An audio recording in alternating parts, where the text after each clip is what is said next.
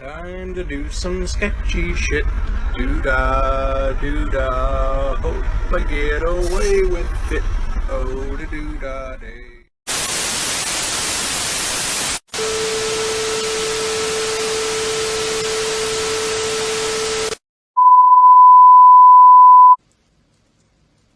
This town needs an enema.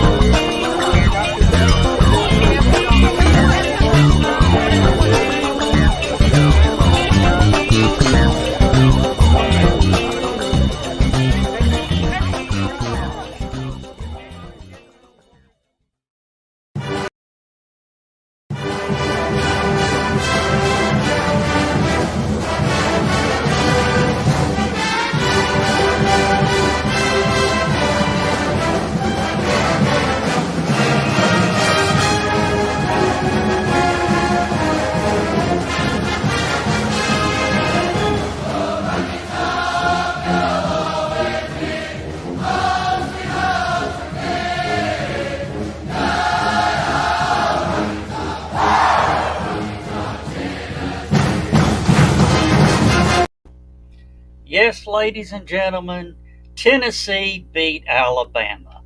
That's the only reason I did that, because I know I got some Alabama friends watching. So, that was for you. Hey, Bill. Hey, Dan.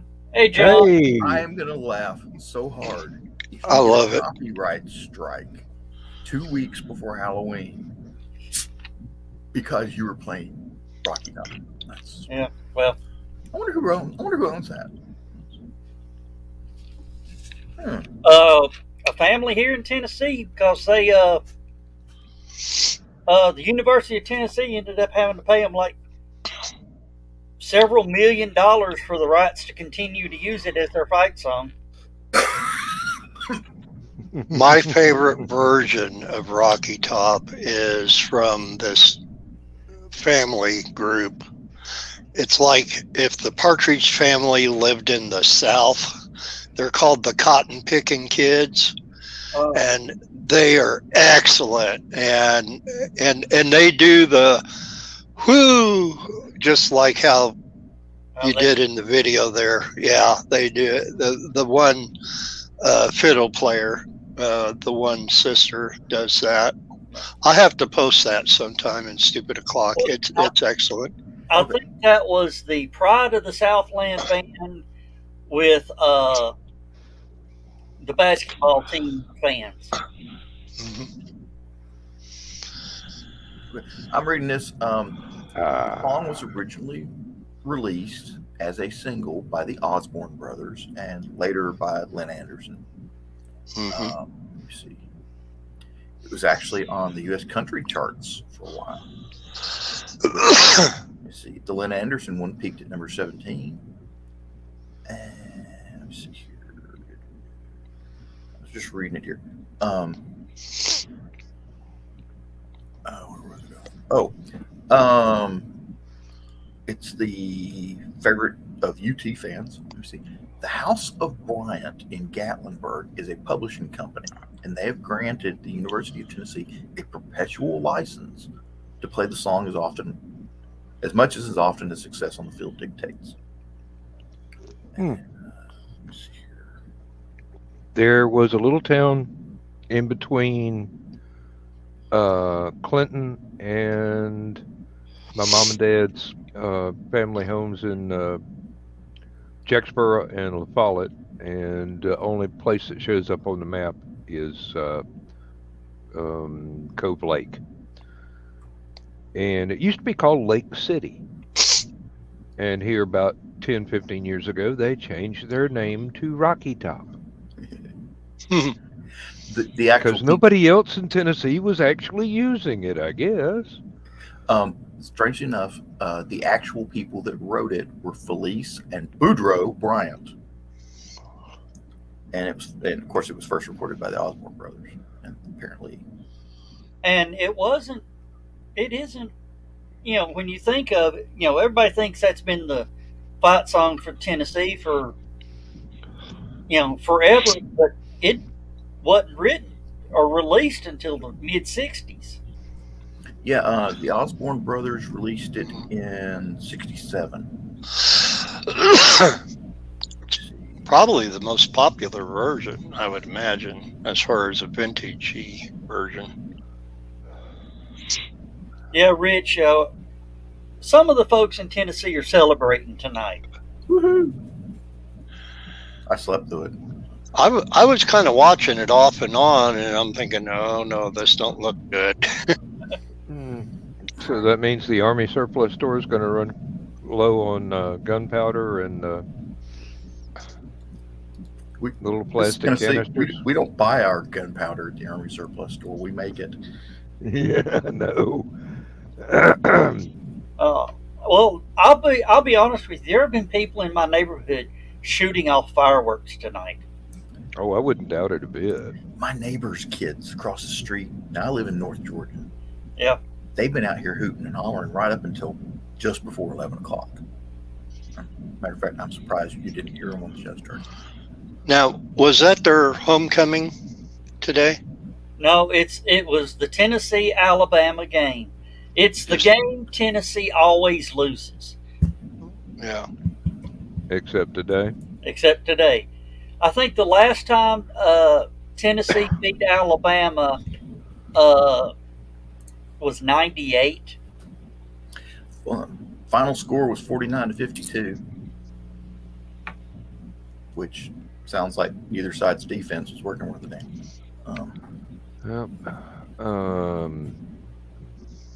They haven't already played Georgia, have they? UGA. That's next week. No, that's Halloween weekend. Oh Lord, I'll have to bring a radio. That's the only game I care about, but I cheer for both sides. Illinois played their they had homecoming this week, and I did not catch any of it.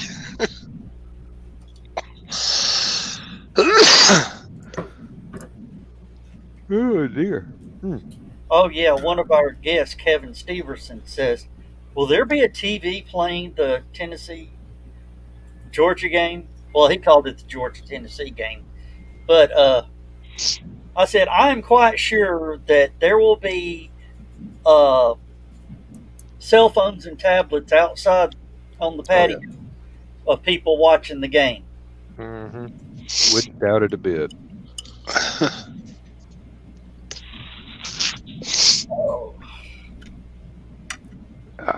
Well, it's the best season they've had since '98.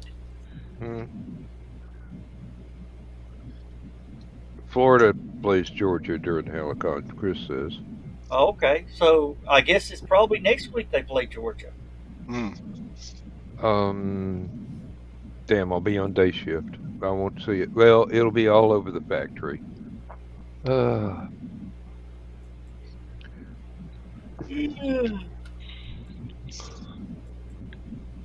Someone will probably figure out a way to get the safety stuff off the monitor in the break room and play the game.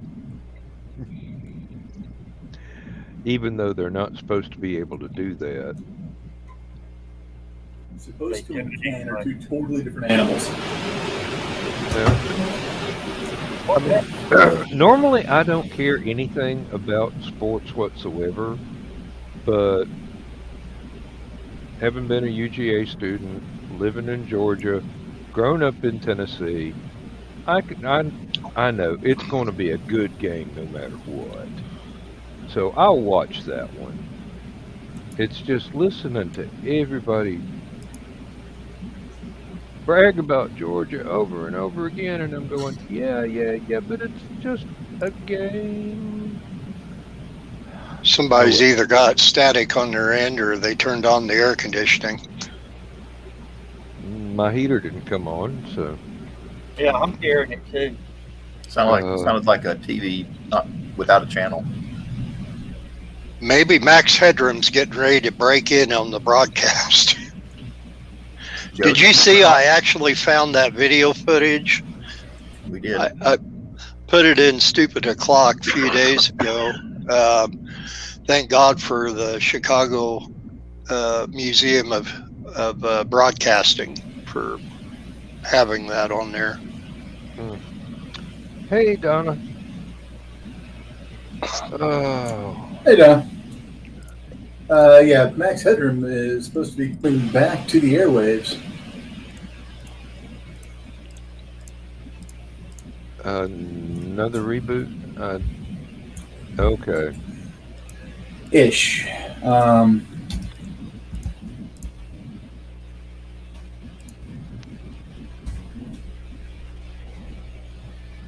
I don't know how many of the original folks would be willing to come back, the ones that haven't passed away.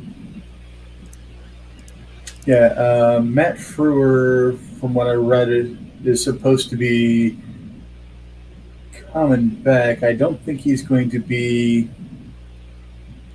the physical world version. I think he's supposed to be just Max. Visual. Wait a minute. He's going to play his character. I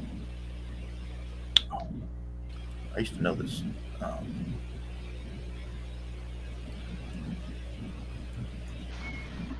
Matt Frewer played Edison Carter.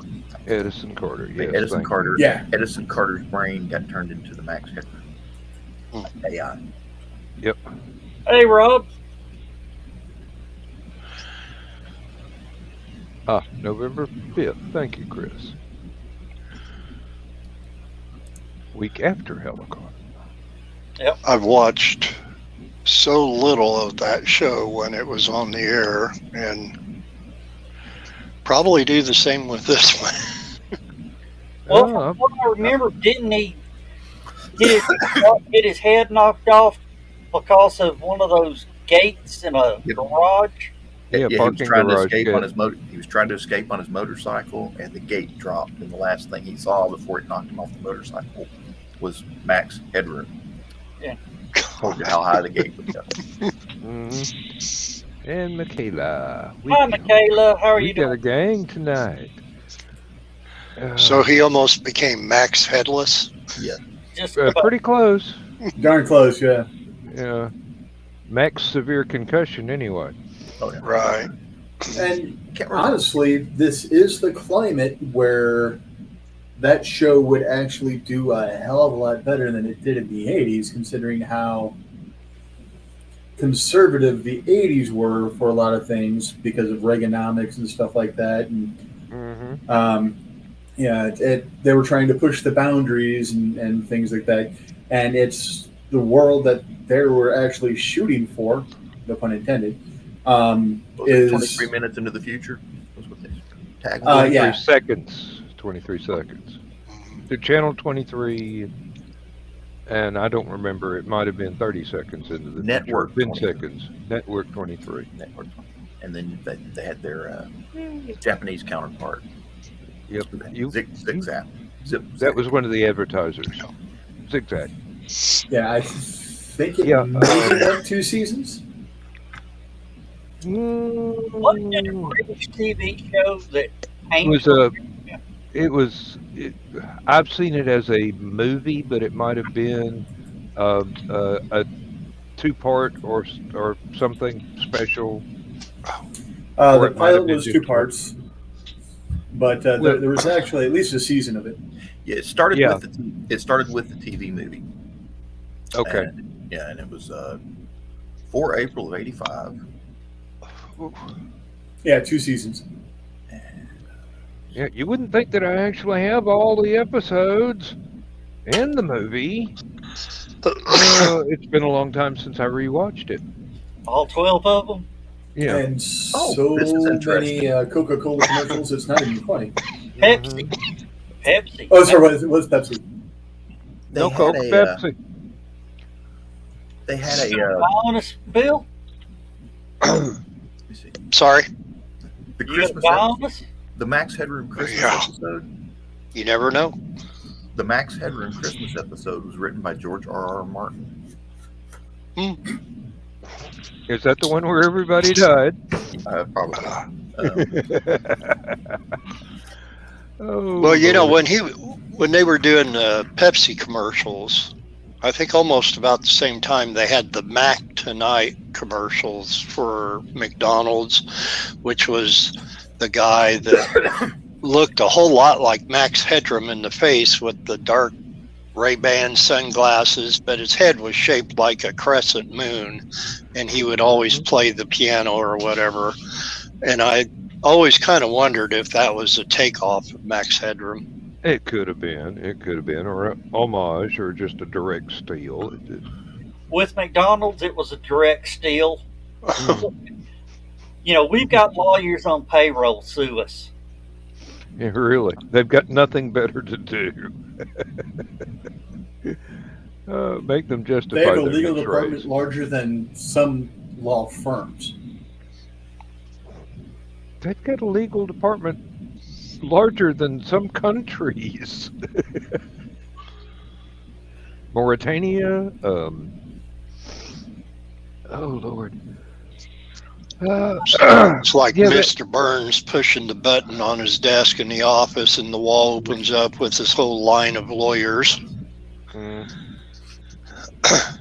Take one down, pass it around. 99 more lawyers on the wall.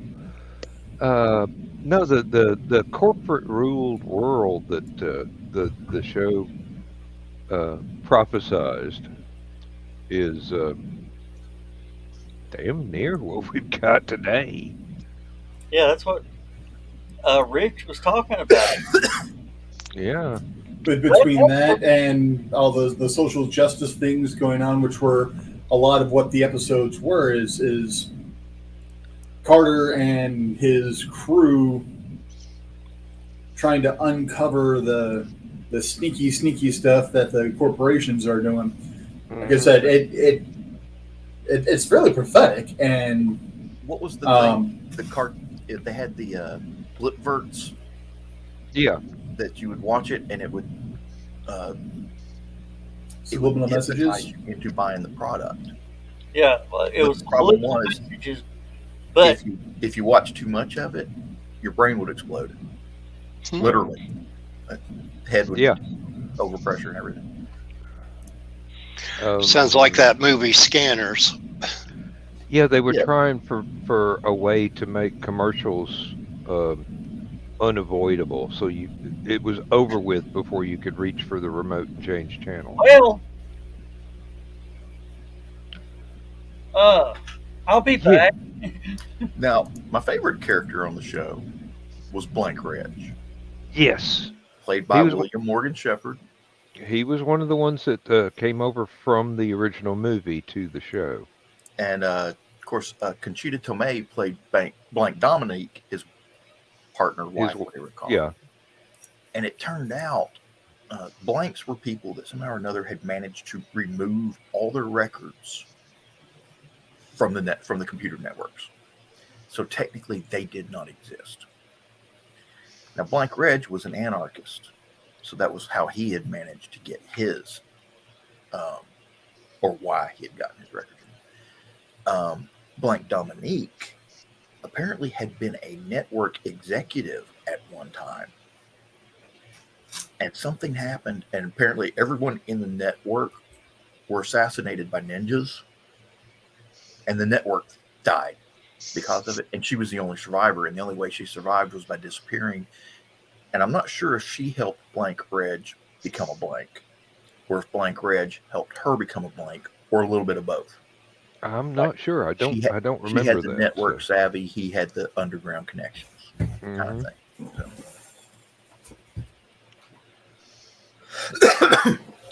Thinking, of course, they were all assassinated by ninjas. It was the 1980s. Exactly.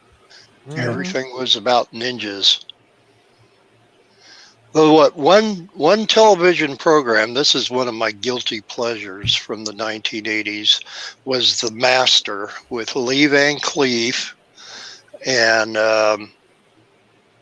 one of the Van Pattens. I think it was Timothy Van Patten, and Well, then Sho Kasuji, that was in all the ninja movies. yes. Enter the Ninja and Exit the Ninja and whatever.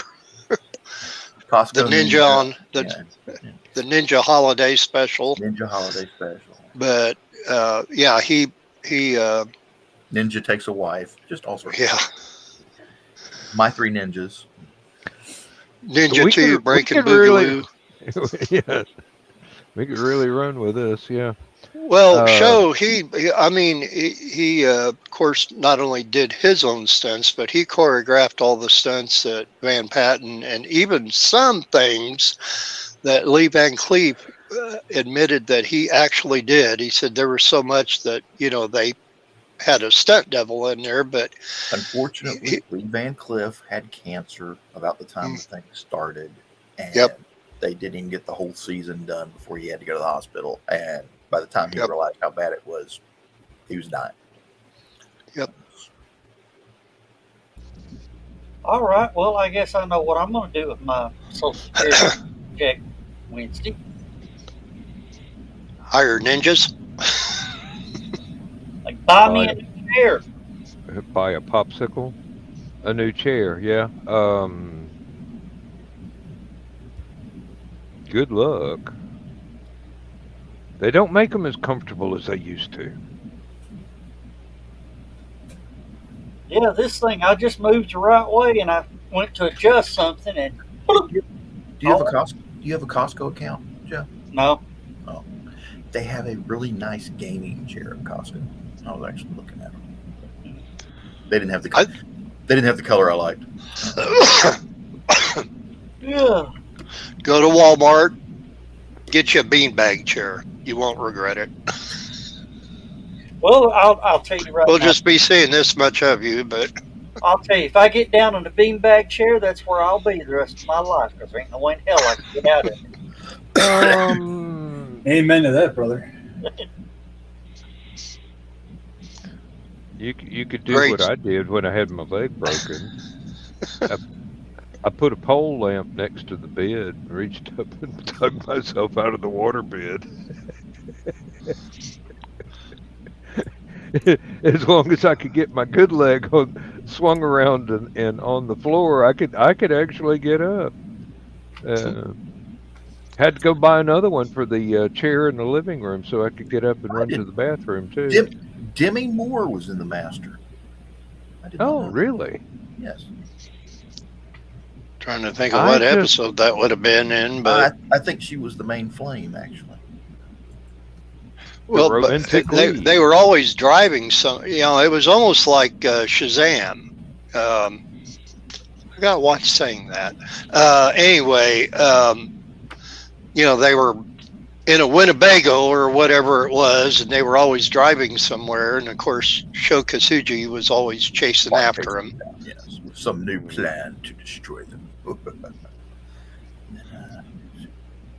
It's kind of almost like an A-Team premise in a way when they first started that show. But oh Lord, do y'all remember one called Highwayman? Yes, with the helicopter trucks. With a helicopter truck and the battery guy from Australia.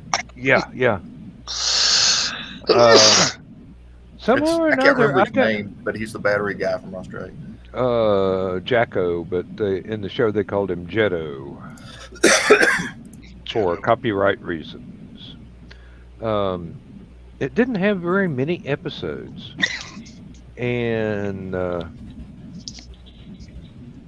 it could have been a whole lot better than it turned out to be, but evidently they had they had the premise of the vehicles and the drivers, but they didn't know what to do with it.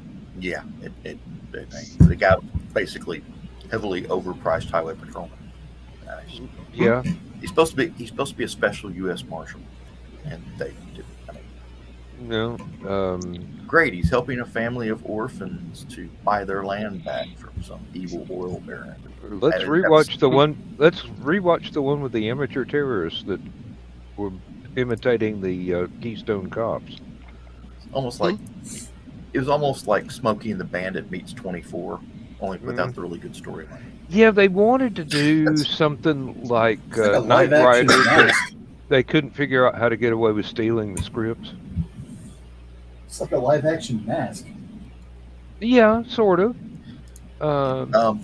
But it was a cross between Airwolf and Smokey and the Bandit. That is exactly what it was right there.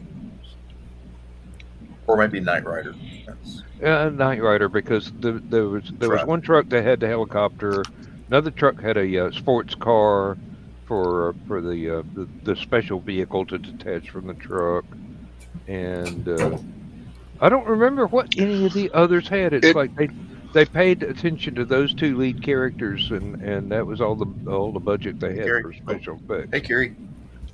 It would have worked out if the truck and the sports car and the helicopter and that all formed a giant robot, made No, they didn't have like the budget. Voltron. They didn't have the Marshall budget for that. No. And why have they not made a live action Voltron movie? I mean, my God. Japanese don't like giving up anything unless they're getting paid lots of money for it. Yeah. Oh, Rob Brown says Chuck Connors was a werewolf in werewolf TV show in the 80s. Yeah, that was a really good one. And one of the funny things is, I think one of the producers, his last name is either Lupin or Lupus or something like that, which means wolf. Wolf. So I was glued to the TV every Sunday for that sucker. Yeah, that's your candy right there. I was going to say, Didn't but werewolves, me, go figure. Didn't they try to make a TV version of Teen Wolf? Yes, they did. They had a cartoon in the And I 80s, emphasize on try. Right. and then they did a if I remember correctly. They did a variants short-lived for, series. MTV, I think it was MTV or AMC or one of those. I'm not Wasn't- sure. Wasn't it like Jason Bateman or whatever that played Michael J. Fox's character? Yeah. No, that was Teen Wolf 2. The Oh, Teen Teen Wolf Wolf TV 2. That's what I'm series. saying. Michael J. or Jason Bateman played him in the TV series. Michael J. Fox played it in the movie. No, there was a Teen Wolf and Teen Wolf 2. Jason Bateman was in Teen Wolf 2. Oh. The Teen Wolf TV series was in the early 2000s, and actually the guy that plays Superman on the CW Superman was part of that Teen Wolf series. But there was a 1980s cartoon on Saturday mornings that was also Yeah. Teen Wolf. Yeah. That wasn't Fang Face, was it? No, it No, was no, actually there was- Teen No, Wolf. it was actually was Teen It was Wolf. two different cartoons. And Yep. and I believe that a couple of the characters voiced some of them. The girl and the one that played the father, and I can't think of the actor's name, or I can't think of either's name. And the rest of them were voiced by Mickey Dolenz or somebody. Yeah. Probably. Oh. Because Mickey Dolenz voiced everybody back in the 70s He did and a lot of 80s. stuff. Yeah, he did a lot of stuff. He was the voice of Arthur on The Tick. Yes, for the first season. He got replaced for the second season of the Tick cartoon. I hated that too because I wanted him to continue doing it because hey, it's Mickey. I want him to be able to work. There were a lot of other cartoons, stuff like was it Speed Buggy, Bill? Speed Buggy was one of them. Well, that's one of the ones that Mel Blanc was. I mean, Mel Blanc did Speed Buggy. You know, the he Buggy did the actual itself, voice. But Mickey was doing at least one of the characters, wasn't he? Yeah, Yeah, the thin red-haired one. I can't think of what his name was. And then he was also in the Funky Phantom. He played one of the characters That's right. in there. It was much harder to pick his voice out in that one, though. Well, the one that was probably about the easiest one was he played the mechanic in Devlin cartoon. Oh, okay, yep. I remember that. And they had him look. They made him look just like Mickey Dolenz, but with the curly afro. But I think they once again did red hair for some reason. But it was just him talking bargain like at the paint store. Yeah. Yeah, and speaking of people, Which he's the who only did monkey a lot left, isn't he? Yeah, he is. He's the only one left. Now, speaking of people whose voices you recognize immediately, have you ever noticed how many animated things that Tim Curry's done the voice for? Oh God, yeah, He's all over the place. he is such a great animated medium villain. Hexus in Fern Gully, Wild Captain Thornberry. Hook on the Peter Pan and the Pirates, the Wild Thornberries, Jumanji, because he was one of the baddies in Jumanji. Pirates of Darkwater, Yeah. Mighty Max. You know, I wonder if he ever did an Alexa voice. I don't know, but if you send him a letter, he might. I don't know if he can actually do voices anymore.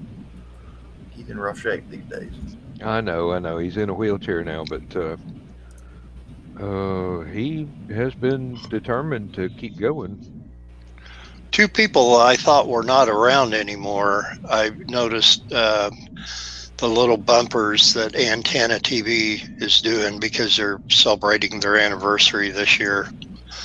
And one of them was Lawrence Hilton Jacobs, Freddie Boom Boom Washington from Welcome Back, Kotter. And he's actually looking pretty good for someone who's got to be in his 70s now.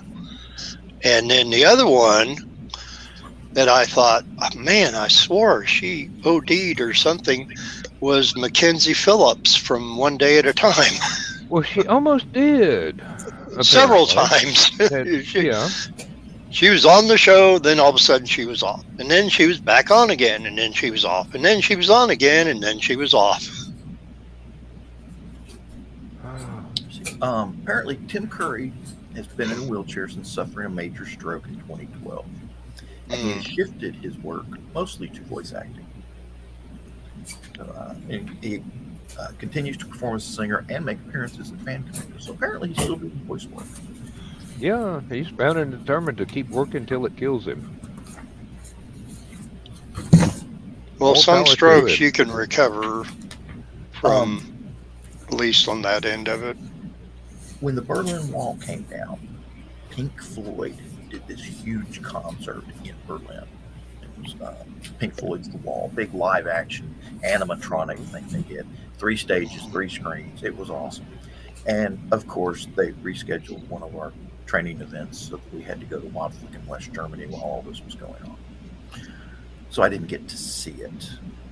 Keep But you somebody from being bought corrupted by that hippie music. Somebody bought the VHS tape of it, brought it back. We were watching the barracks one night, and Tim Curry was doing the prosecutor in the courtroom scene. Was up there in the costume and everything. So that was pretty cool. And what was really funny was they had it on screens behind him as he was doing it. So it's like you got mega Tim Curry. So that was. I'll tell you, one of the hardest parts for me to spot that it was him was in that Unicorn movie with, I believe Legend. it was Tom. Yeah, Legend. I believe it was Tom Cruise. Where he was actually the devil. Yes. Yeah. Darkness.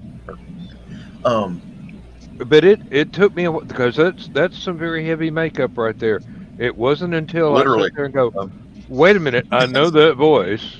um, Robert Picardo was also in that movie. He did. No. He did. I'm not sure if he was actually in costume or if it was animatronic kind of thing, and he just did the voice. I think he was actually in the costume. Meg's Mucklebone, the one that tried to eat Tom Cruise, and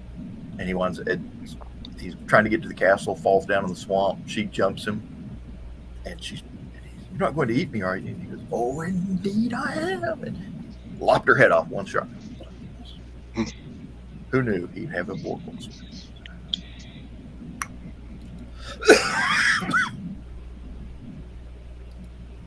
Well, all y'all with sinus trouble, let me recommend Oh, this little mine's leaf mold. miracle thing here, the surreptase. I got that off of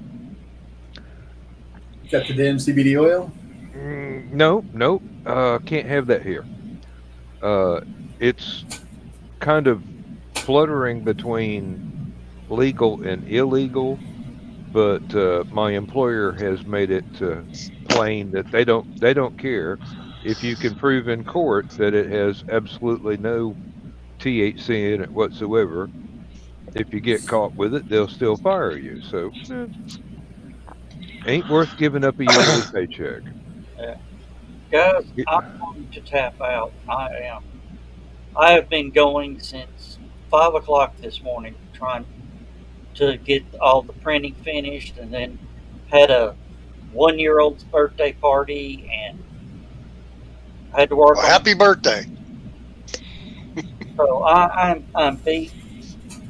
I know the show's in good hands. Thank you, John and Dan, for being able to do that. Thanks, Rich, for dropping in. Thanks, Bill. I am going to tap out for the night. I'm done. Joe, don't try and wake up at 3 o'clock in the morning to find out if I fell asleep on camera. I'm going to go to bed, probably before the show ends. All right. Well, y'all be good. Take care. I'll see y'all Thursday night. Get some sleep. You're going to need it. Take a look. You got a lot to do. Oh, and John, staff meeting tomorrow, 2 at the hotel. Oh, at 2? Yeah. Bring your staff. All right. Good night, y'all. Good night, Good night, Joe. Joe Dog. Take a look. Come on, damn! You got to click 3 damn buttons to leave the studio now. Fuck. Yeah. They know you too well.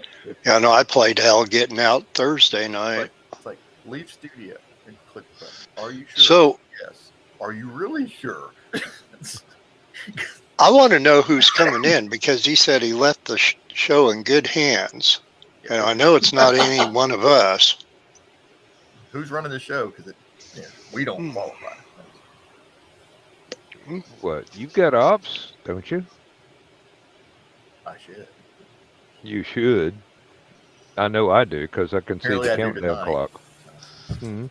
I know I won't. I mean, I don't. I was right the first time. Hey. Hey, I enjoy being here in the back of the bus. Okay, I know my place.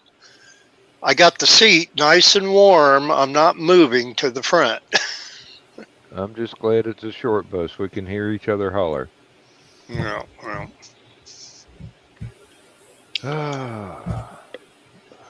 Well, what other trips down memory lane can we take tonight to entertain people?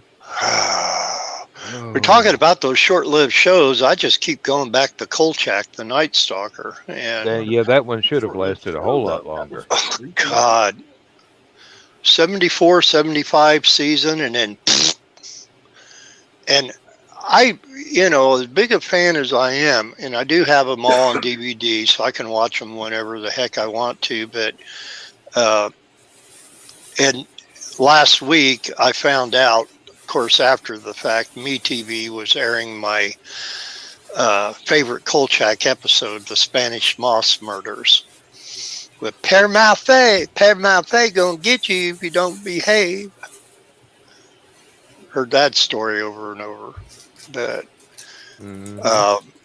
yeah, to this day I do not know why they quit. Hey Ryan. And maybe Ryan knows, but I know that's a little before his time, but well, maybe not.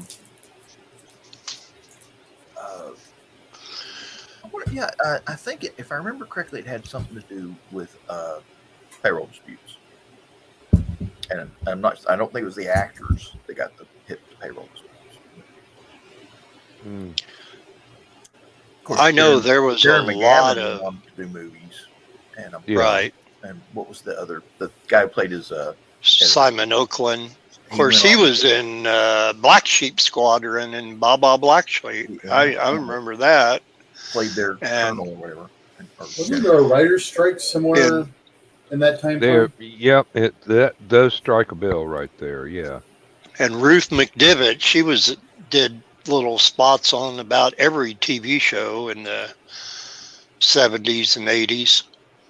I can't think of the other guy's name. The one that Carl was always making fun of. Jack Greenidge, yeah. Simon Oakland, and of course Jeremy Gavin.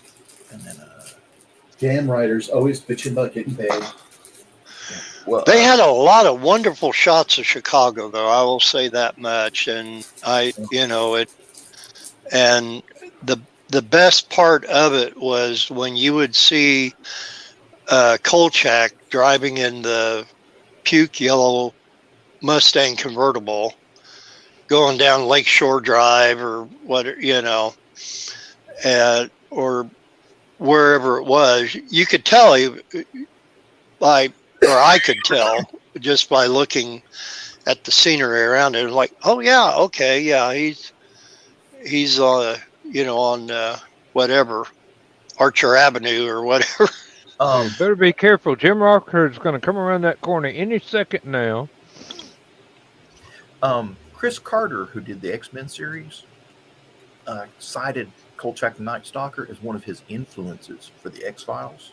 Mm-hmm. And strangely enough, his producer, Frank Spotniks, tried to resurrect the Night Stalker with a new cast and characters, but it was a ratings bomb, and they only got out 6 to 10 episodes. Yeah, sometimes the magic goes away. I mean, Darren McGavin pretty much made that. The scriptwriters were doing really good. They were on form. If it was a writer's strike that caused the demise of it, well, if you're writing that well, maybe you should get more money. The ratings were mediocre. Of course, it was in a horrible time slot. Friday night at 10 p.m. Oh yeah, that's that. They put things on Friday night if they want to kill it. And then McGavin got tired of it. He said he was getting tired of the show's Monster of the Week direction. Well, that's what it was, basically. That was the premise. That's what it was all about. Well, Dan will appreciate this one. Imagine if they had done a Jack the Ripper storyline. They did. Where he kept reappearing. They couldn't get rid of the guy. Oh. Yeah. That's the problem is he showed up for 1 week and, next episode. And really? Ratings went up. Or Professor Moriarty, something like that. Something like that, yeah. A regular villain. An antagonist worthy of him. Of Kolchak, yeah. It's like the Ripper episode.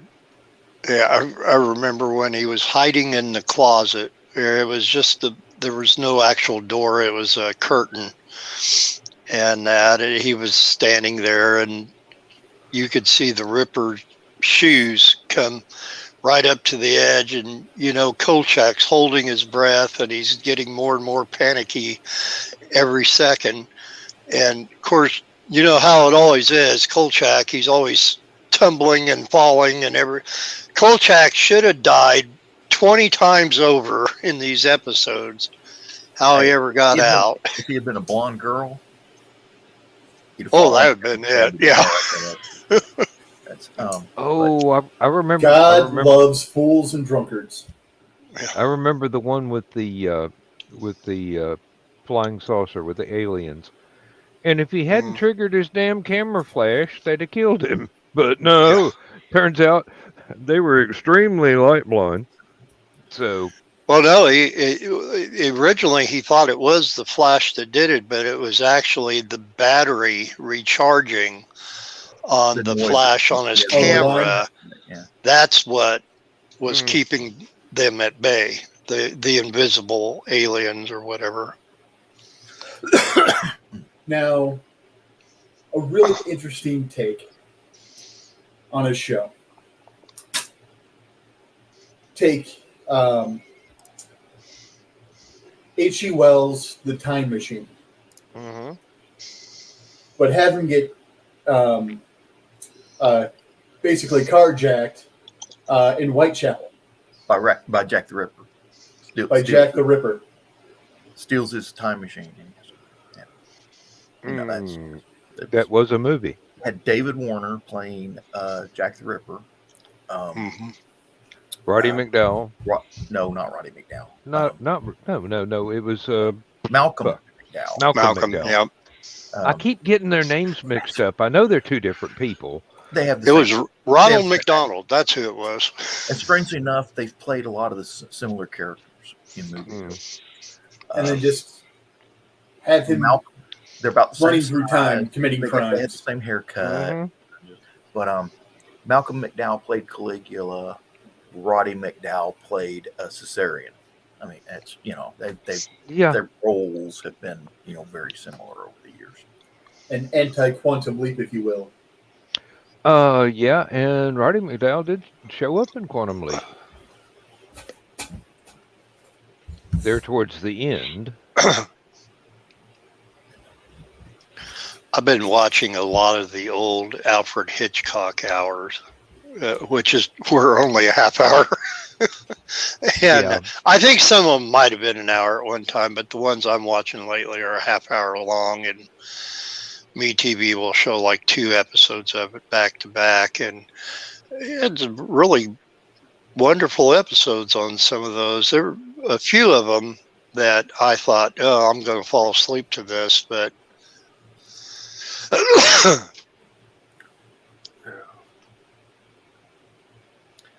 did not sleep last night, and I went to the store about 8:30, got a few groceries, and came home, ate some lunch, fed dogs. Like about 1 o'clock, I went to bed. I was asleep till damn near 10. Does that sound familiar, Rich? 1 o'clock or so. Well, if you got 9 hours of sleep, you ought to be I'm fine now, but fully functional. My alarm clock went off at 6 a.m. and I went to work whether I was awake or not. Misty's alarm clock went off at 6 a.m. Be like one of them George Jetson shows where the alarm clock goes off and it pours him into his shower, pours him into his clothes, puts coffee and breakfast down his thing, puts a briefcase in his hand, takes him out, drops him in the car, hits the autopilot, drives him to work. Car gets there, opens up, kicks him out. A chair catches him on a conveyor belt. Conveyor belt takes him into his desk, puts him in there, and the next thing you hear is Jetson. It's Jane, stop this crazy thing, Jane. Yeah. Yep. Somebody mentioned Dennis Weaver was damn near in everything back in the day. Yeah. Loved McCloud. That was always my favorite. Whenever they would do the NBC Sunday night movie, whatever they called it at the time.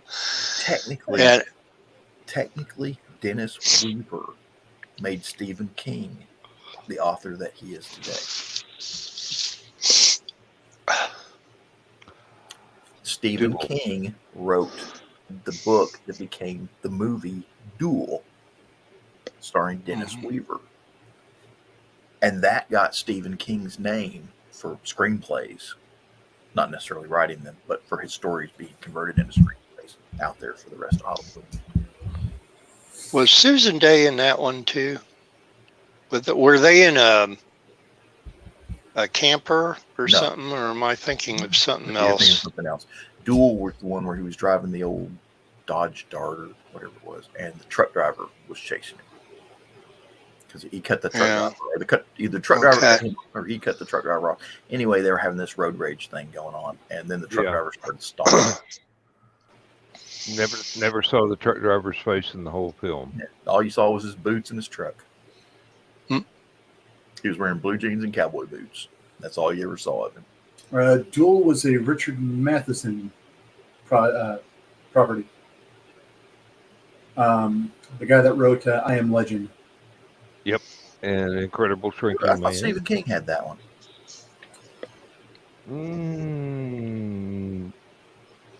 I think he had something similar. Now I got to look it up because I'm pretty sure Stephen King did that. Because I'm seeing screenplay was written by Richard Matheson. Although it might have been a Stephen King story that Richard Matheson got hired to write the screenplay. That would sound really weird to me, but I was going to say that just sounds totally reverse. Well, no, because I don't know that Stephen King actually writes a lot of screenplays. He did a few, usually to his own stuff, but I believe he has done a couple of others.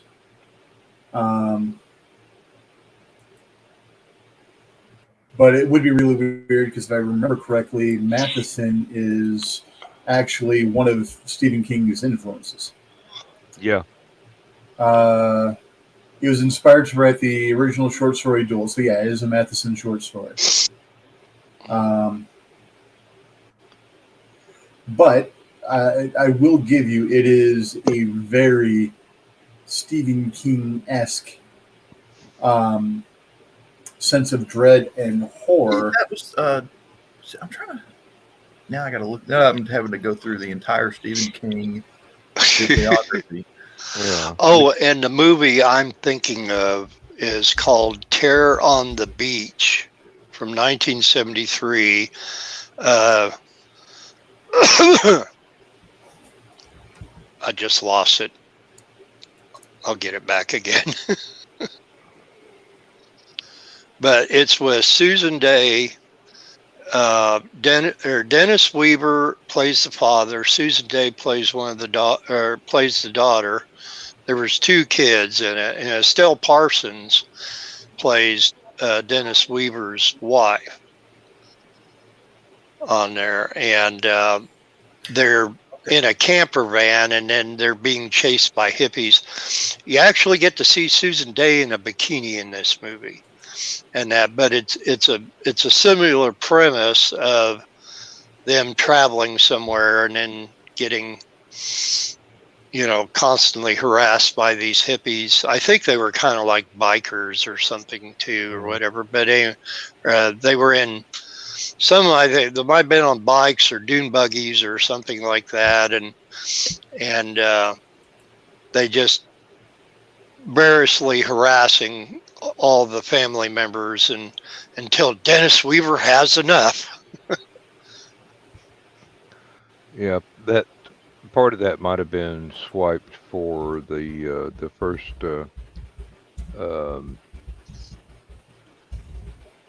Mad Max movie, because that was a major plot point in that. Apparently, Stephen King had nothing to do with Duel. Nothing I find anyway. But Steven Spielberg did direct it. Okay. So that might have been the Stephen connection. For some reason, I was thinking it was Stephen King, but that's. Roger Zelazny wrote one called The Car, which was about pretty much a robot car. And that there was a movie. That ain't going to come around in the future. No, I mean, Night of basically Yeah.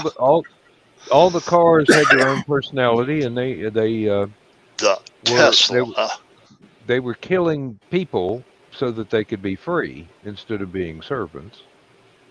And there was a horror Tesla, movie with the Elon same. Musk. He's gonna get us all. There was a horror movie with the same premise with the same title, and I watched it all the way through and watched the credits very carefully, and I did not see Zelazny credited anywhere in there.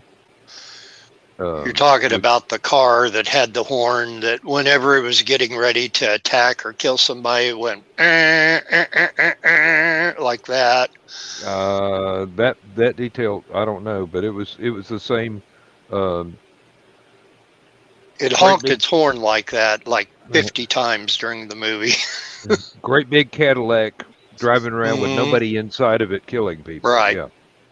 Yeah, the one woman is actually in her house talking on the telephone, and you see the windows behind her, and you see the car coming up behind it, and then at the last minute you hear the and she turns and looks, and it comes right through the wall and mows her down. You're not even safe in your own house from the car. Just another night at Walmart. Yeah. Uh-huh. So this is from earlier this year in February. Faroutmagazine.co.uk. Stephen King named his favorite Steven Spielberg film and mentions Stephen King and Spielberg, two icons, top their respective fields, still going strong. Spielberg recently managed to earn multiple nominations for West Side Story. And what's okay there? The rest of the story finally loads. But apparently, Steven Spielberg is gearing up for a Netflix adaptation of The Talisman, which King wrote with Peter Straub. Apparently, Spielberg purchased the rights for this before it was even published, and has been thinking about doing an adaptation for a while now. Well, if anybody can hang on to rights, it'll be Spielberg. Yeah. Yep. So what? And Okay. Now the other one I'm thinking of, where did Maximum Overdrive? Who that wasn't. That Steve. was a Stephen King movie. What Was the- it? Okay. It's based off of a short story called Trucks. Yeah. But apparently, Stephen King's favorite Steven Spielberg movie is Duel. That is probably where the confusion came in. Possibly, yes. Because that news has been out for a while. I remember it now that you've said it, but it would not And, have come to mind without you finding the.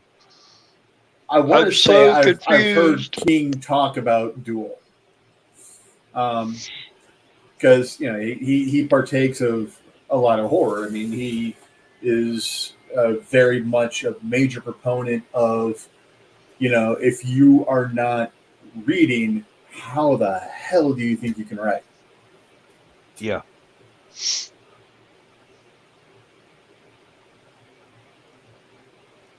This moment of silence is brought to you by.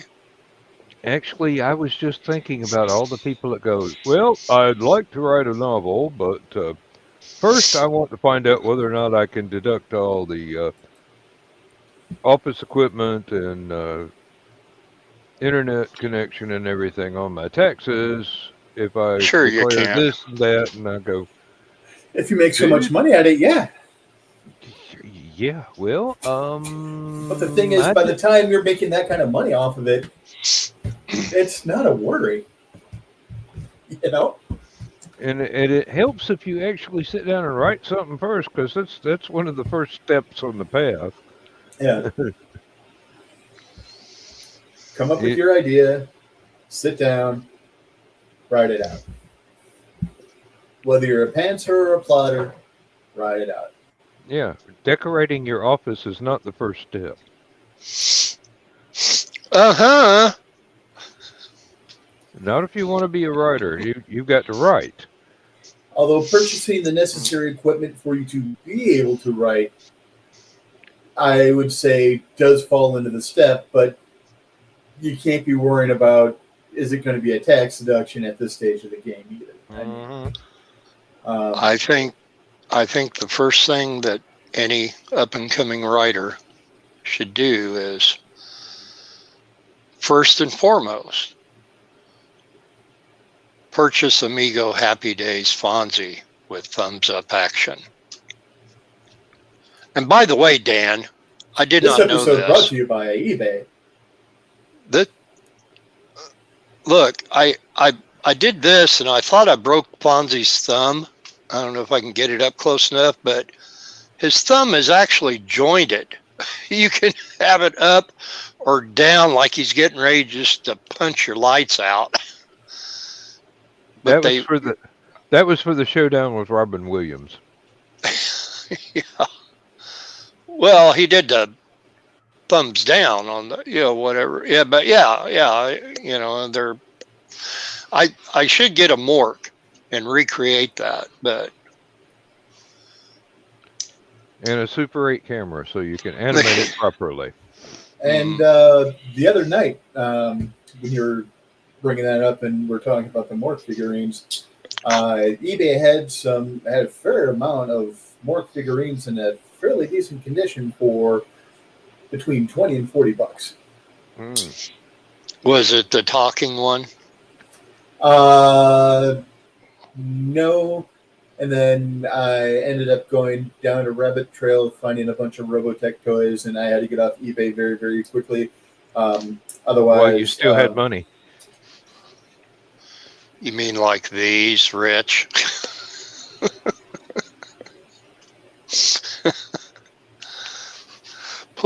Please don't say Gundam Wing now, because they're way over on the other side of the room, and I'm not getting up.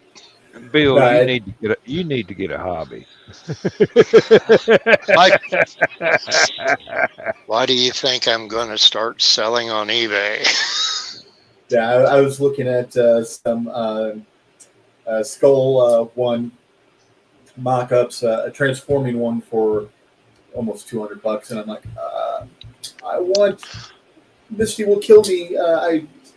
I'll be dead before the money clears the account. Go to Sideshow Collectibles, Rich. Sideshow Collectibles is, I think it's run by the devil or some demonic,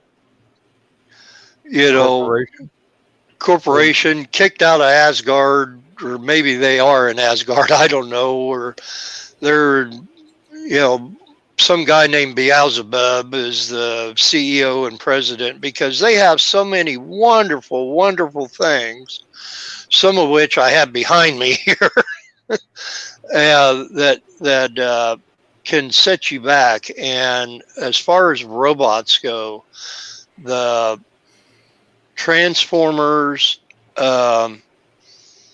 is from the Bumblebee movie. They have actual metal die cast transforming ones. I keep looking at the Soundwave one, because Soundwave was always my favorite Transformer. I love the fact that it would, and I had the original Soundwave from the 80s that Hasbro did. And I brought it home, and I'm thinking, oh great. And I'm like, the damn thing doesn't work. I can't pick up any radio station off this, but they have like the Great Mazinger, oh my God, Voltron, and this is all die-cast alloy stuff. I mean, this Iron Man 43 or whatever it is on there, that thing, I bought that.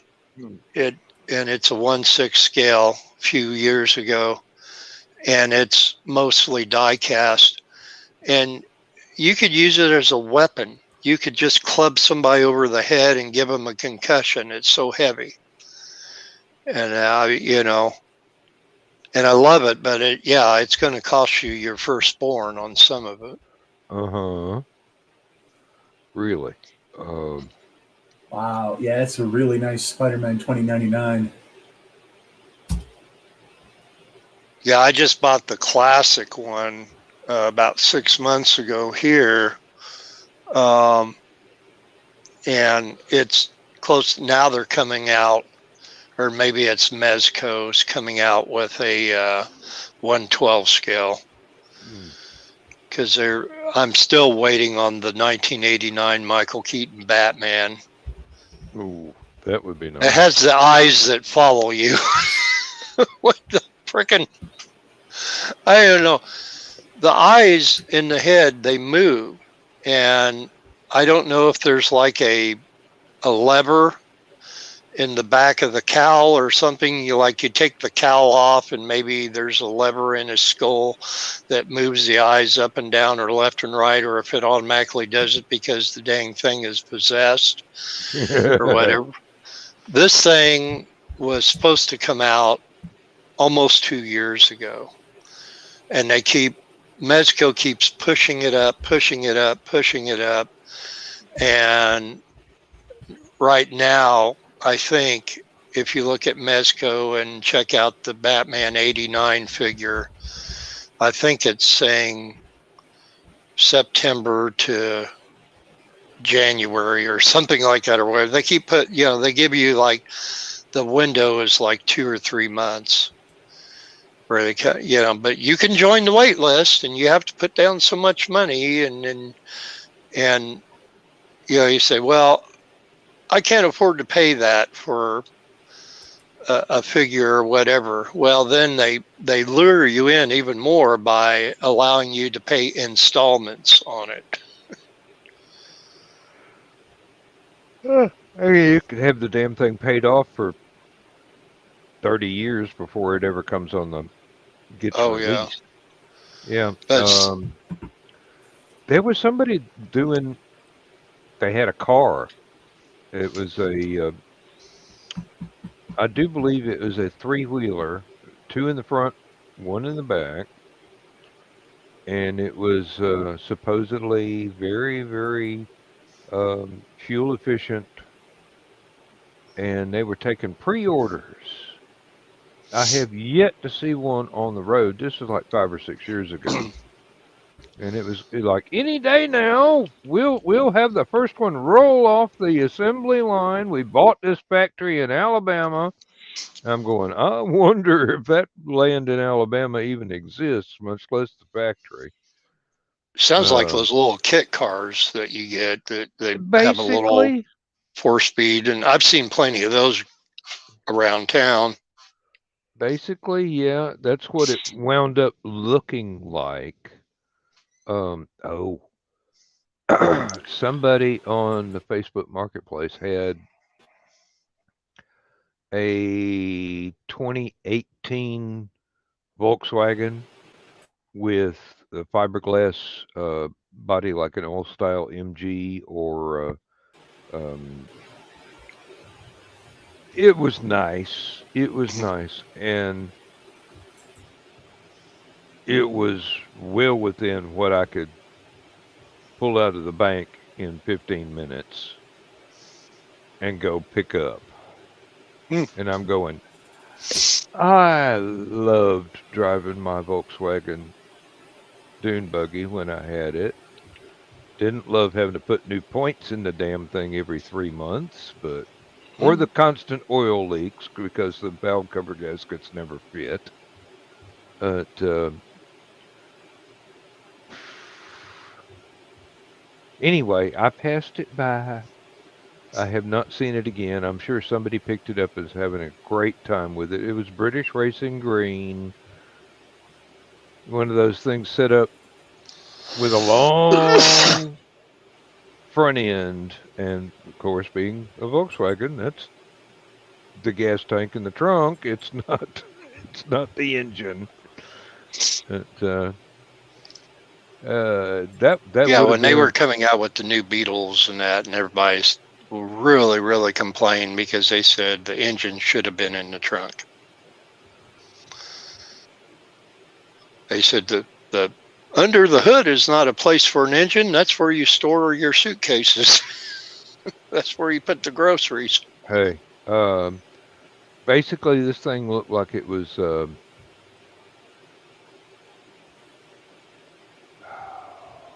like I said, the old school MGs, old school Jaguar, we're talking back in the day when to get to the engine of that car when it was that particular car, you fold up the flap on the side of the hood, and there's your half of the engine there, and the other side has the same sort of flap. I mean, just a classic little bitty sports car, and I wanted that sucker real bad, but I didn't ever reach the point of going, yeah, let's go to the bank, because that's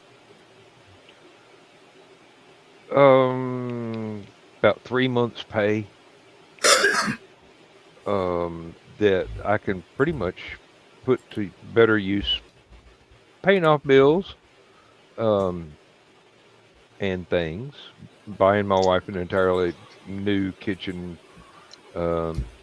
stove, refrigerator, microwave, whatnot that she's been wanting for 2 years now.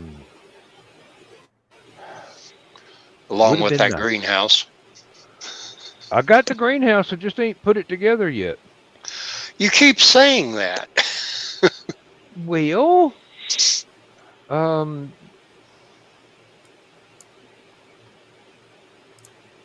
it's like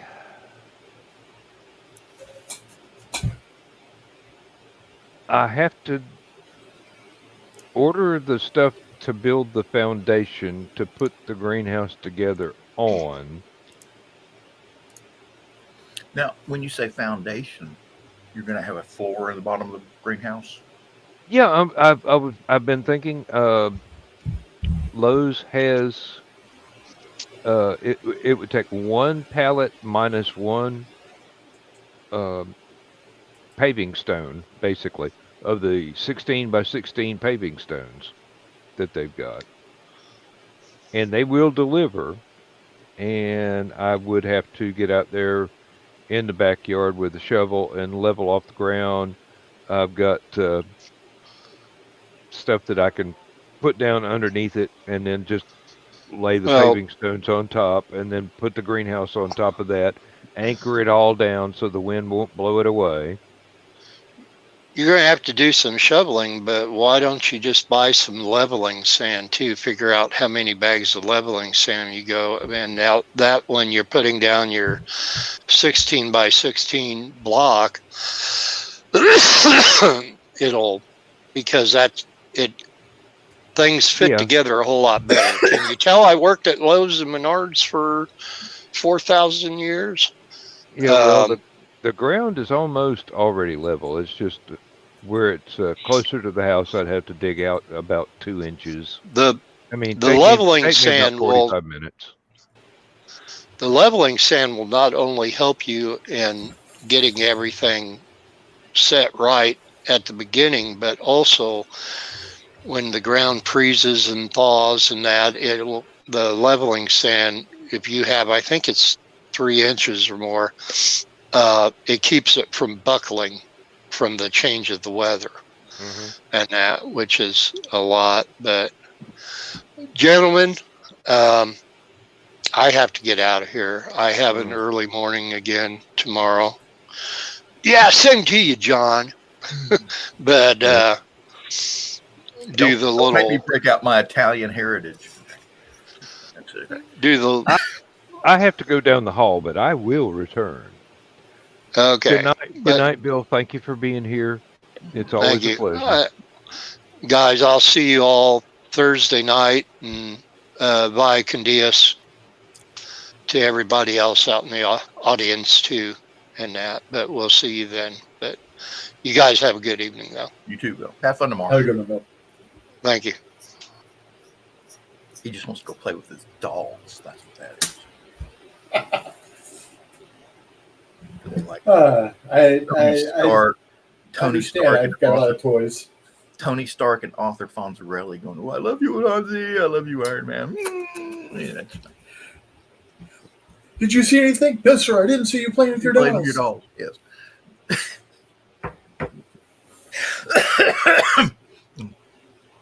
Okay.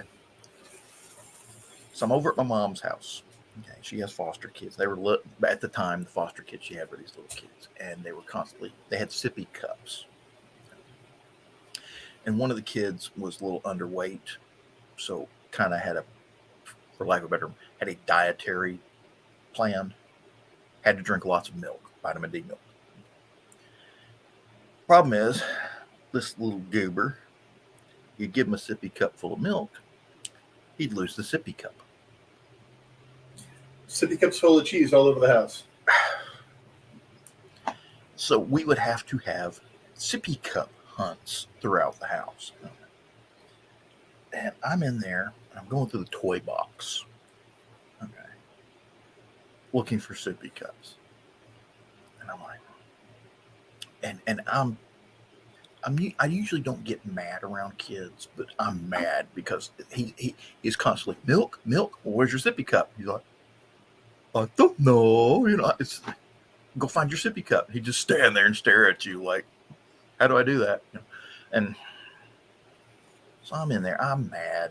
I'm mad at a 3-year-old kid because he can't find his own damn sippy cup. I'm going through the toy box, and all of a sudden I hear this, John,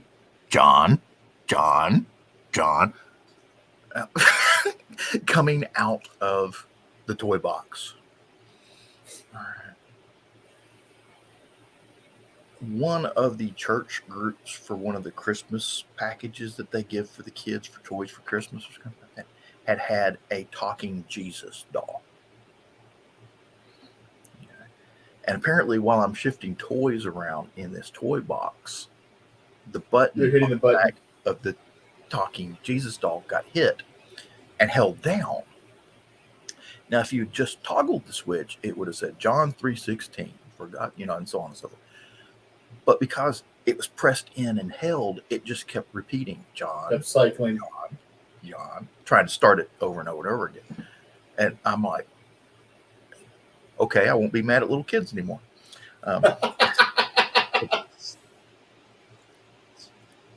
God is trying to tell me something. By remote control. Hey, they say, the Lord works in mysterious ways. Richie? I wasn't expecting a talking Jesus doll, but have I ever told you about the scariest moment in my entire life? Please repeat it. Okay, and well, it also relates back to Tim Curry, who we were talking about earlier. So I wasn't feeling well, so I came home early from work. At that point in time, I was working in an injection molding facility over midnights. So about 3 o'clock in the morning, I'm coming home. 2 o'clock in the morning, I'm coming home. It's a house I've lived in almost my entire life. I could navigate it completely in the dark. And I usually did so to make sure I didn't wake up the dogs who would wake up mom and dad and stuff like that. So went upstairs, and the TV we had upstairs was one of those old console TVs that also acts like, the arc for knickknacks. So I had that upstairs, turned it on, sound came up long before the picture did. And it was just perfectly wrong timing. So, and I was having some stomach issues, so I was walking down the hall to go to the restroom. And all of a sudden, in a complete dead silent house, I hear, beep, beep, Richie! Tim Curry from It. So, yeah, I had to clean the hall because I did not make the trip the rest of the way down the hall. A little bit later, I was dealing with really bad migraines, so my sister had to take me to the doctor. Now, this is the TV downstairs. And again, same type of issue. It's TV almost as tall as I am, and goes through the stereo system, so the sound comes up long before the picture does. Because again, we're still in the day of CRTs. For some reason, my mouth does not want to form the words correctly, so screw it. I'll just use the abbreviation CRTs. So, of course, everything has to warm up. So Sheila and I are sitting there talking, and all of a sudden we hear, "Hey, Richard," looking around. I'm like, what the hell's going on? And again, we had just come back from the doctor's office, so I'm in the middle of taking off my coat. And all of a sudden, I hear, "Fat guy in a little coat." I had not seen Tommy Boy yet. So all of a sudden, I'm just sitting here. I'm like, who the hell's in the house making fun of me? And then everything comes up on the TV, and I'm like, okay, it's a movie. And then when we were getting ready to DJ my friend Curtis's wedding back when we were 18, we put a CD in. We weren't paying attention to what CD we put in. And we're testing the sound system and everything like that. All of a sudden we hear, "Yoo-hoo, I'll make you famous." I'm like, what the hell? And then all of a sudden it kicked into Blaze of Glory, Bon Jovi. So I've got a lot of experience with weird sound bites at the wrong time. It could have been worse. It could have been side 2 of Aerosmith's Rocks with the police siren that starts off that side. I can't tell you how many times in the car that cassette tape got me. Oh, heavens. Good Back night, when- Sarah. I think she was just saying goodbye to Oh, to Bill? Bill. Oh, could be. All right. Sorry. They know each other somehow. Yes.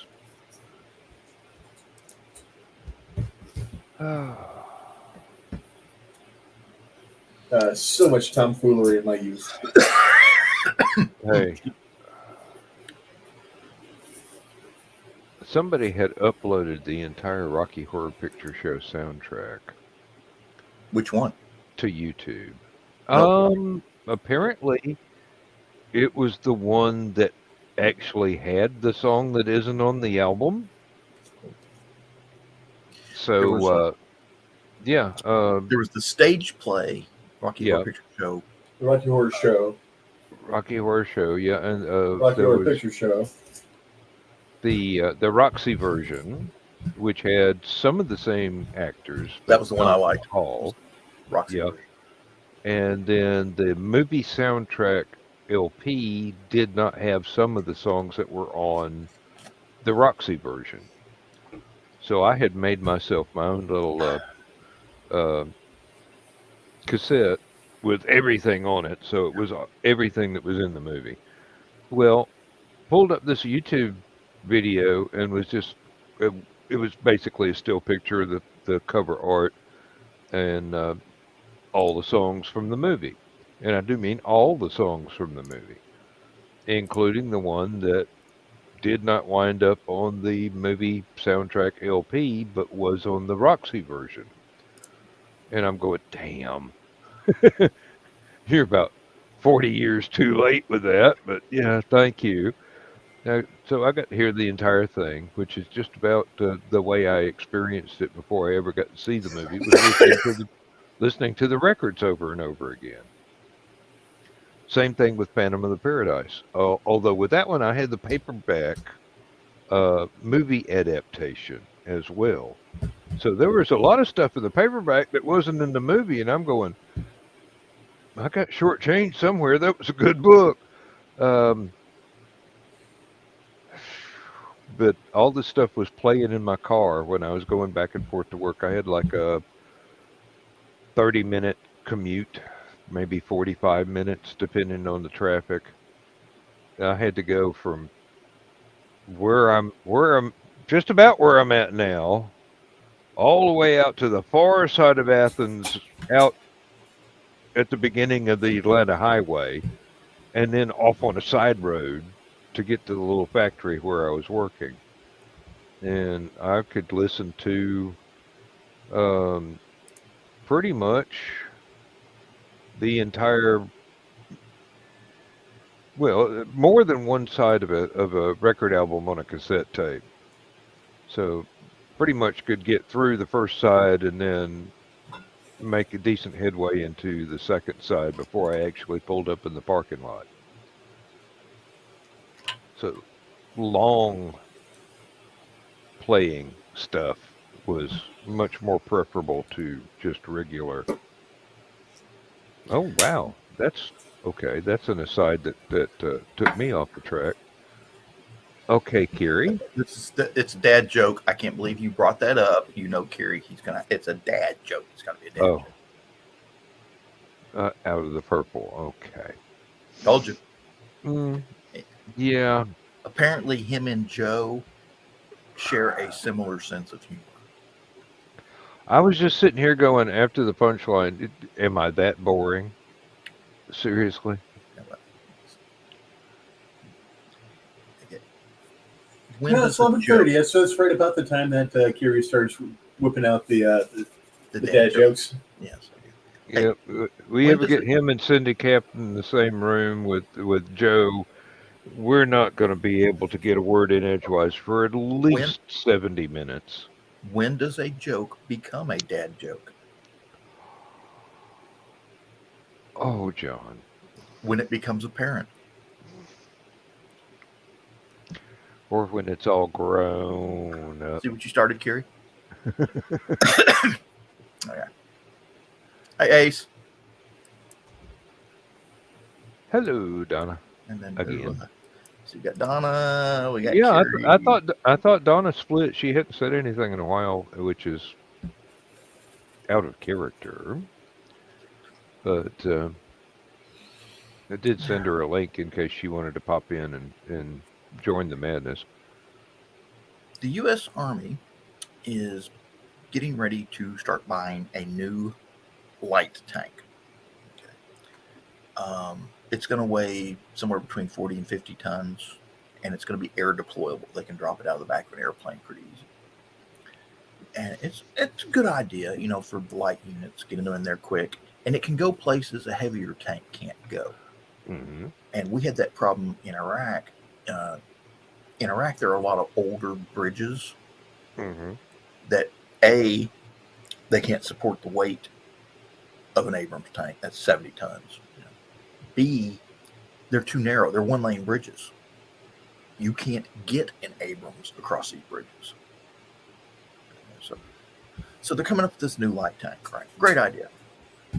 And it's going to have the same gun on it that was originally on the M1 Abrams when it first came out, which is a 105 millimeter. Now, that was back in the 80s. Since then, they've upgraded all the Abrams to the German gun, the 120 millimeter Rheinmetall. So all the Abrams tanks are 120 millimeter. Now, the thing is, this new light tank uses the same gun mounting, the same fire control system, and it has hydropneumatic suspension. It could take the new gun, or the newer gun, for the Abrams. It could carry the 120 millimeter gun. The only difference is it wouldn't have as many rounds of ammo. I think it would only have 45 instead of 50. And I'm like, it's driving me nuts why they didn't just go ahead and put the 120 on it, so that they only have to have one tank round in the inventory, and now they have to have two. So the only thing I can think of is that somebody in the U.S. military was doing inventory and found a bunker with like 1,000,000 105 millimeter rounds. That And sounds like, so possible. what are we going to do with all this ammo? And and now the 105, when it came out, they put it on the M60A3.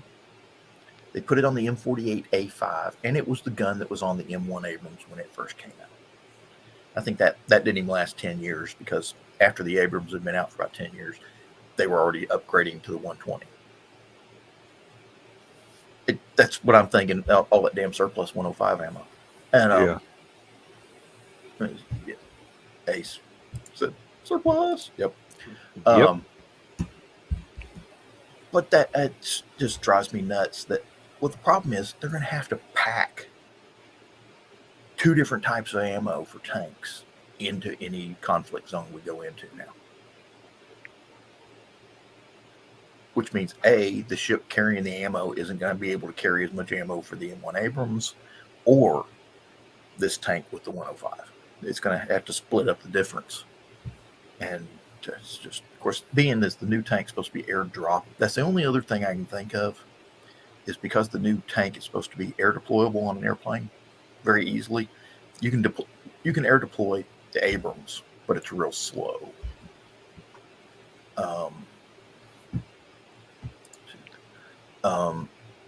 This thing apparently can air deploy a lot easier. And the only other thing I can think of is that the ammo, because it weighs less, is more air deployable. That's the only other. You get more rounds in there with less weight. So. We ran into a situation at a convention where somebody was trying to convince Lindsay that her dad's story about being airdropped in a tank on D-Day was impossible because you can't tow a tank behind a glider and parachute drop it to the ground because they're just too heavy. And he had her convinced that her dad just made it all up. But no, it's a matter of historical fact. I looked it up. And there was her dad's unit credited with being dropped behind enemy lines on D-Day inside their tank. So I'm trying to remember what that tank's called. Hamilcar. Hamilcar. I do believe. Really old. Mm-hmm. Hi, guys. Hello. Hi, Donna. No. Yep. No, when I sent you the link, I thought, oh, well, she didn't respond. I guess she's either calling it a night early or... No, I don't keep Facebook open. I didn't even go on Facebook after I got home tonight. Oh, the Hamilcar was the glider. Oh, the glider? Okay. Yeah. It apparently, Yes, Chris. It could drop several different types of tanks. The one they're showing here is an M22 Locust tank, which is an American design. I'm not sure what the... Oh, wait. No, The British. It's an American design, but they gave it to the British. Okay. It's a purpose-built airborne light tank. This would have been a three-man... let's see. And... Reverend Leslie was the navigator and radio operator.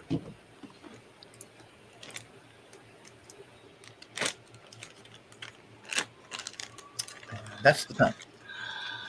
Yep, that looks about right. Itty bitty thing.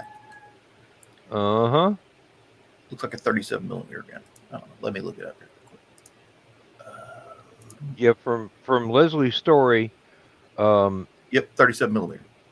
the parachute lines got tangled when the tank hit the ground. They had to get out under German fire and slash the cords for the parachute so they could drive off. And luckily, nobody was aiming worth diddly that day, so they all three got back in the tank and had their adventures. There's one French village that celebrates that particular tank crew as freeing them from the German occupation. Yeah. They play a game. That's like cornhole, but instead of a beanbag, you have to drop a little toy tank through the hole in the board. And Donna, your microphone's off. Sorry, man, the EMTs and the fire engines are bad tonight. Somebody's having a bad night, but then that's a rough neighborhood from the number of sirens that roll through there. Oh, nowadays there's so much liability involved with car crashes or heart attacks and that stuff that they'll send, half a dozen emergency vehicles. Actually, we are on the Wood North Enders in Danville. that means prestige. We actually live in one of the mansions on Mansion Row. It's just being on the only, well, okay, one of two north-south roads in Danville. There's no other way to get north except by us.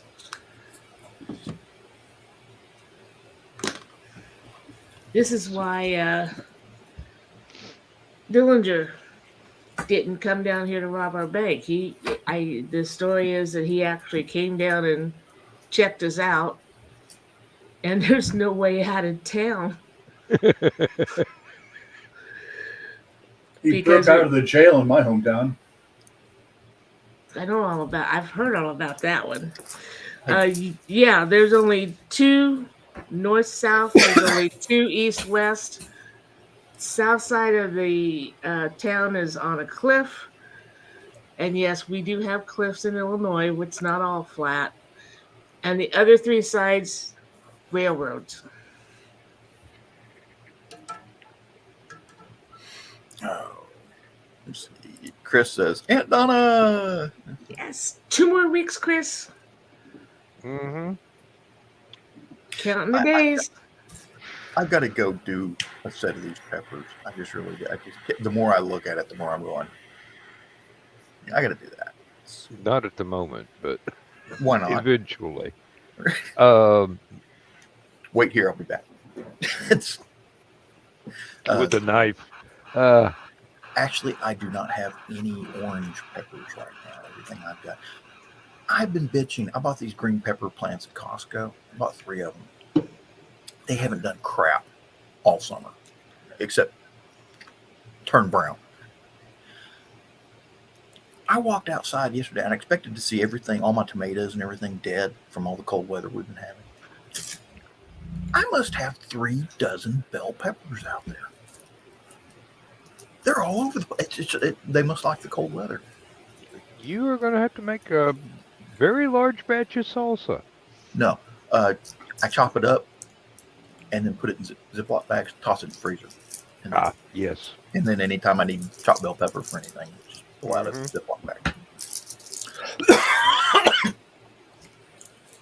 Missing my mom's stuffed peppers. Basically meatloaf and, a bell pepper, and then slow cooked in a crock pot and tomato juice. Yeah. I never tried slow cooking them. I always roast them. So, yeah, I make an unstuffed pepper.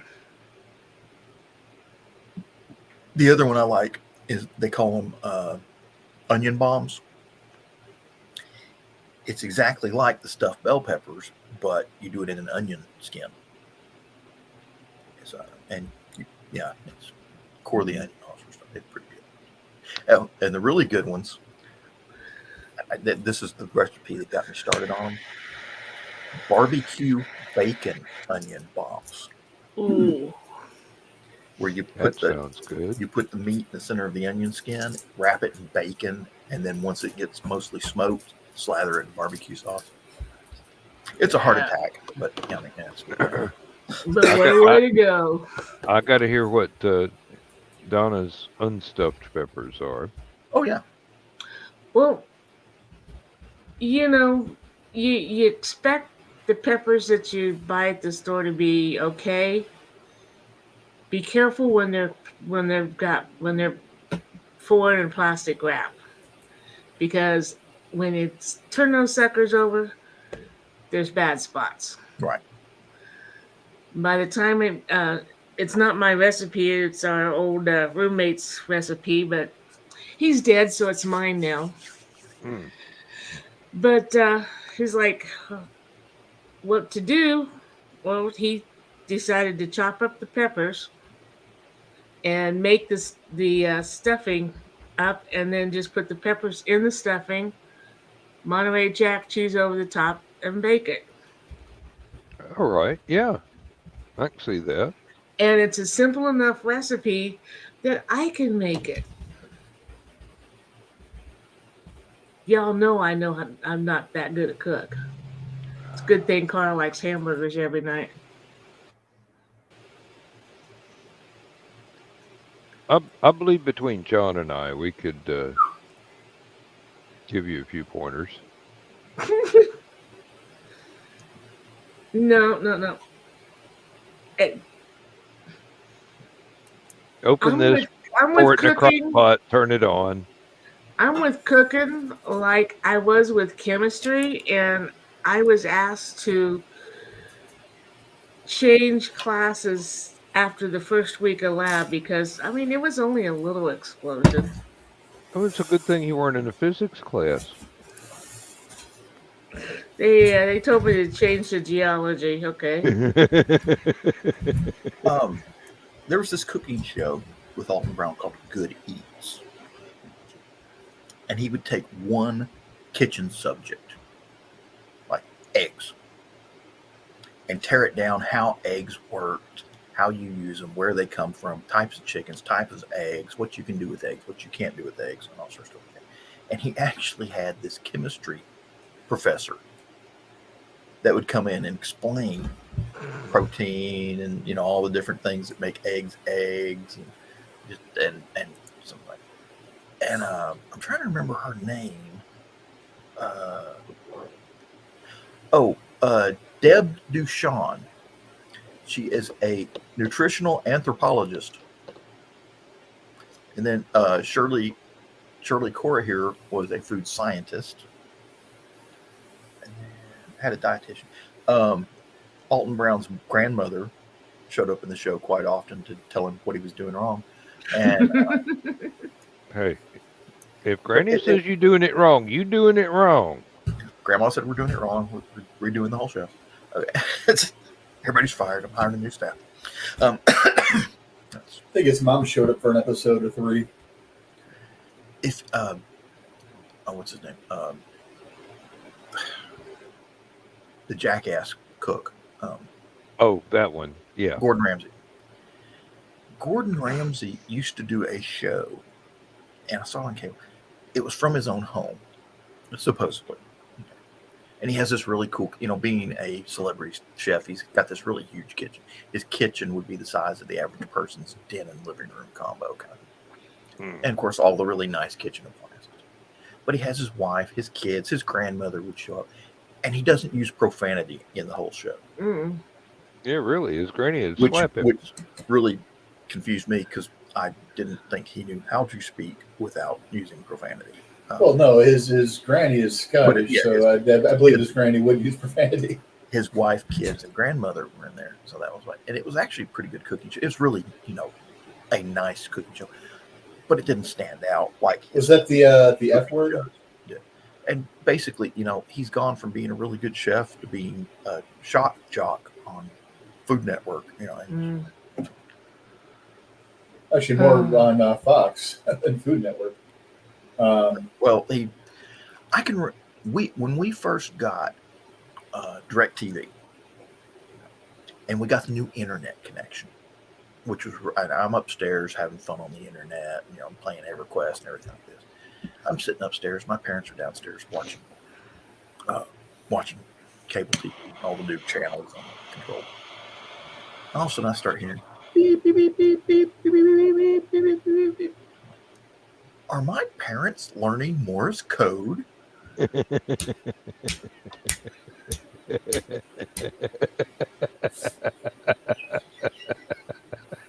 And I go downstairs, and there's Gordon Ramsay on Food Network, and I mean, every other word out of his mouth Is beat. I was in the military. I have not heard military cooks use that much profanity.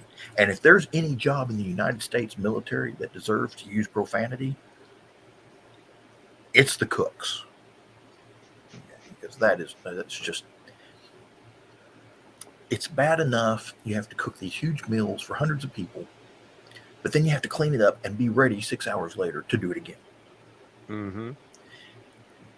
In a dirty, muddy field where you're literally washing dishes in a garbage can full of hot water. Okay. In the rain or the snow. It's just, and nobody wants to help you because they're busy doing their thing, and they really don't want KP when you're out in the field somewhere. And there's the occasional explosion, not from enemy action, just because those heaters they use to heat up the water in the trash can run on gasoline, and they don't always light the first time, but they do fill up with gasoline. And so, and then all the stoves, the mobile kitchen trailer, all the stoves for that thing ran on gasoline. It was like a giant Coleman lantern where you fill the thing up with gasoline and then you pump it up full of air, and that was what ran the gasoline stove literally. And they were always getting gasoline in the food. Yes. Well, you can't get gasoline off your hands even if you wash them and everything. So whoever was handling the stoves couldn't handle the food. And, in a hurry at night, you can't really tell where the gasoline is. Fun stuff like that. So yes, that's my rant about being on KP in the military in the field. One of my friends from college now runs her own little, well, it ain't little, but it is definitely hers. Chef Christie on Facebook, and Christine Seeley. She is highly trained. She has all kinds of qualifications, and she teaches stuff anywhere from how people in the Middle Ages or at SCA events would cook this with primitive equipment to, just cordon bleu meals. And she is, she's fantastic. Let me tell you, she is absolutely fantastic. If you ever get a chance to attend one of her little soirees at a convention, or seriously look her up or look up her classes, you will be amazed at what you can wind up learning how to do. She's good. She's good. She's a natural born teacher. And she's a natural born cook too. It's funny you should mention that because I was just reading something the other day about Chaucer's Canterbury Tales. Mm-hmm. And of course, the whole story behind the Canterbury Tales is that all these people are on a journey, a pilgrimage, or whatever. Mm-hmm. And at night, when they stop to cook meals, they're telling these stories around the campfire while the cook's cooking. And they've got this one cook that's doing all the cooking for them, that he's really good at cooking, but he has this ulcer on his knee from kneeling down in front of the cook fire all the darn time. And it hasn't, the whole time they've been doing this journey on foot, it hasn't healed. And it's really, the food tastes great, but they're tired of looking at this ulcer on his knee.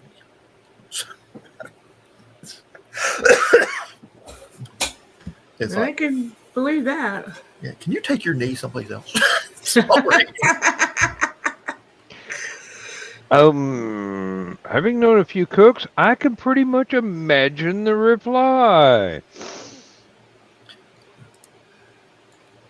Oh, that's man. Yeah. Okay. They haven't invented this word yet because we're speaking in Middle English prose, but go fuck yourself.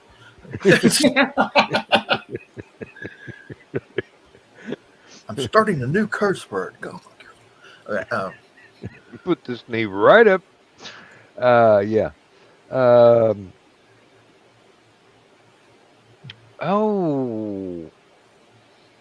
That poor Okay. crackling ain't a crackling.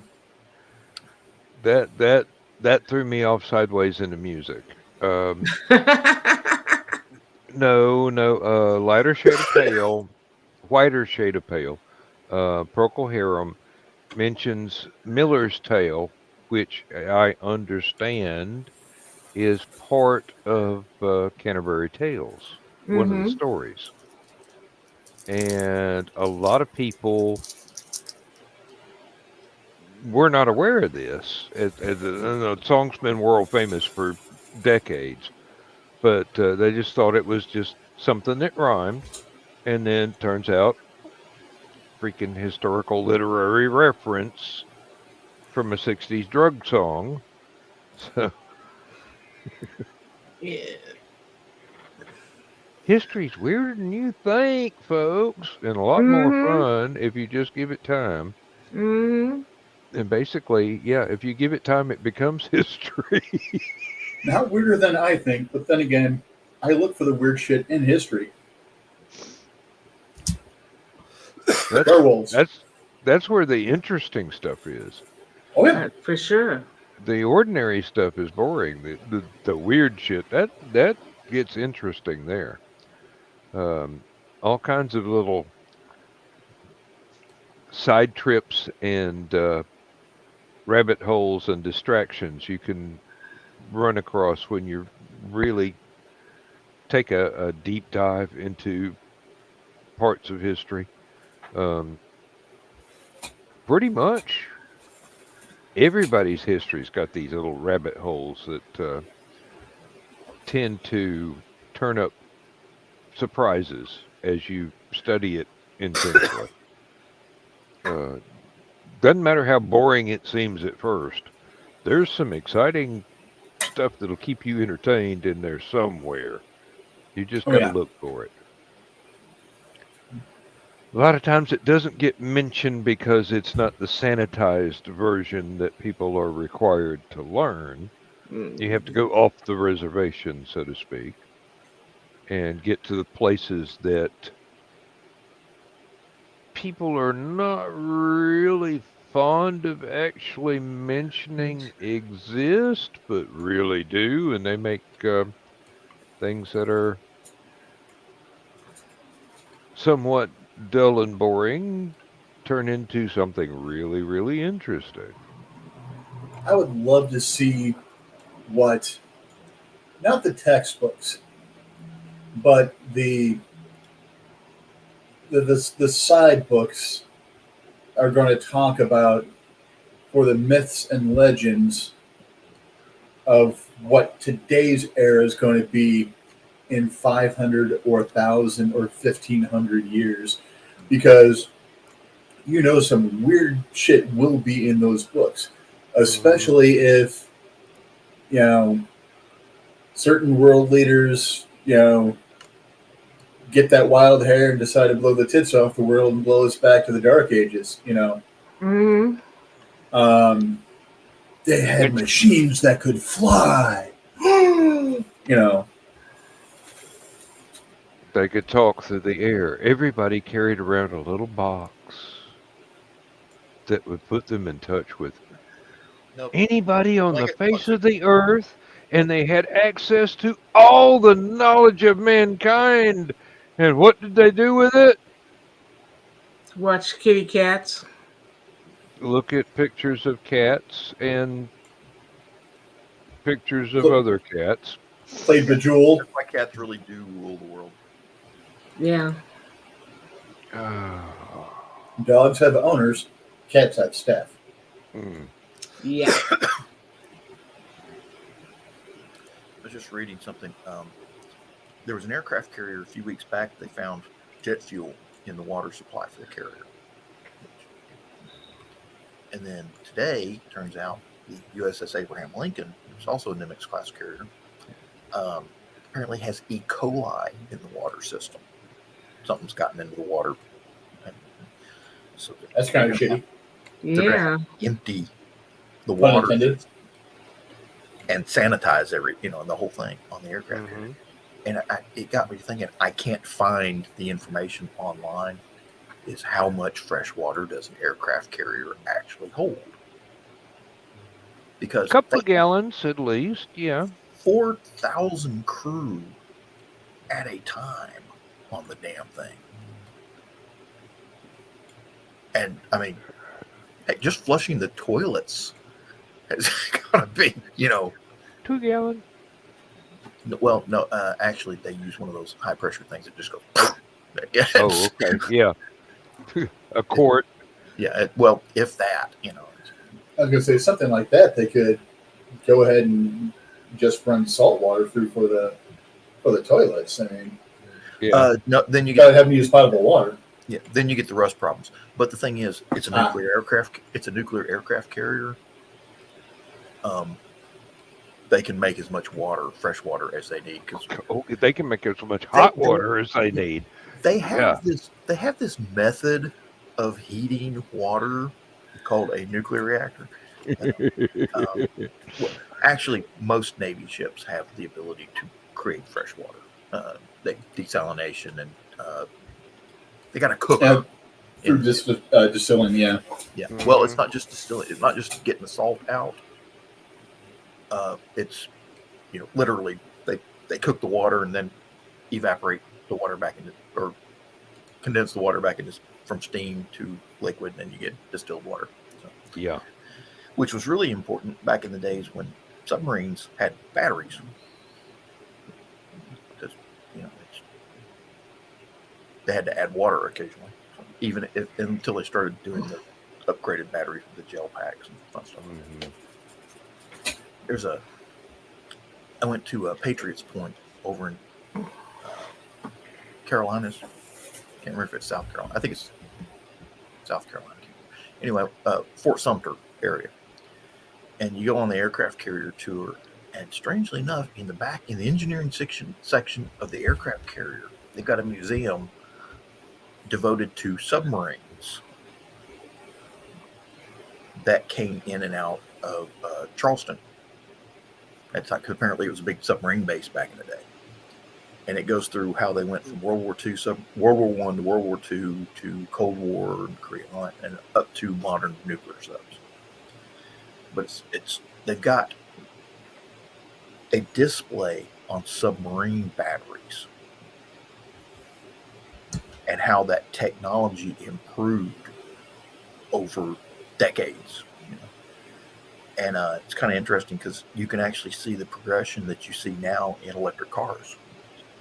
Yeah. That's basically where the idea of hybrids and most submarines were hybrids. Most trains are hybrids. A lot of people don't know that. I hate to interrupt, but most modern.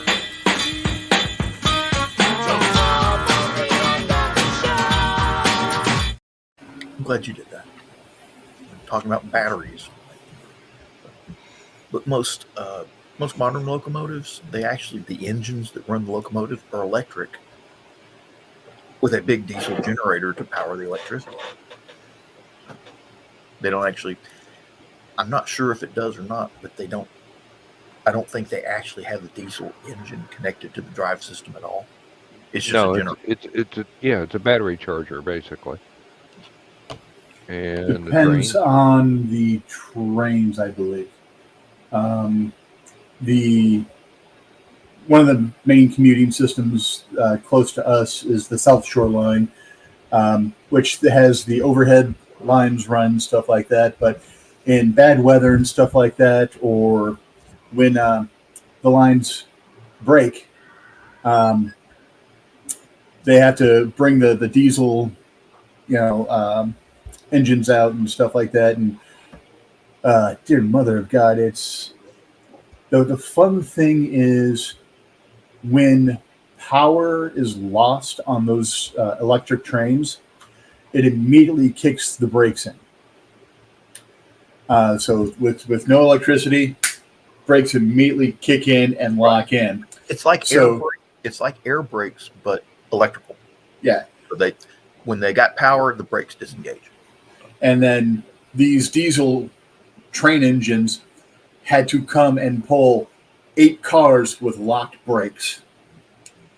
It sucked. My normal 2-hour commute was 6 hours.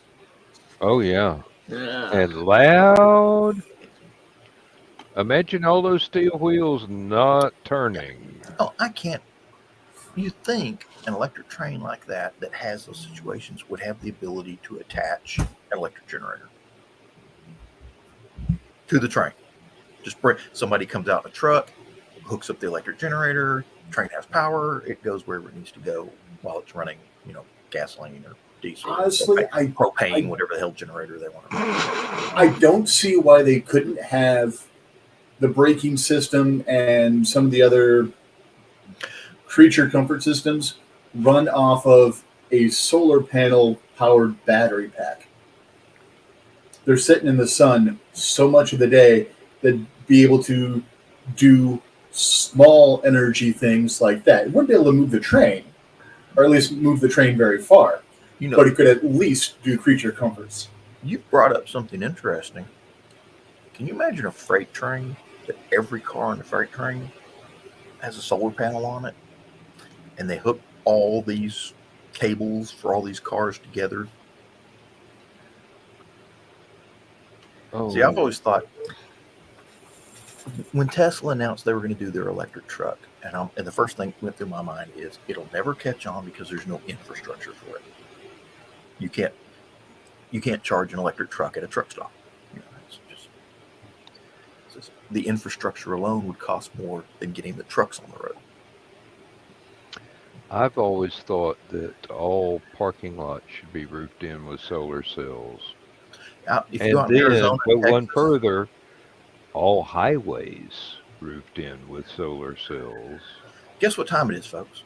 It is that time, and I really hate to do it, but I've got to go to work in the morning, and there's not going to be a last man standing because I can't stay up till 2 a.m. Because he can't. We understand.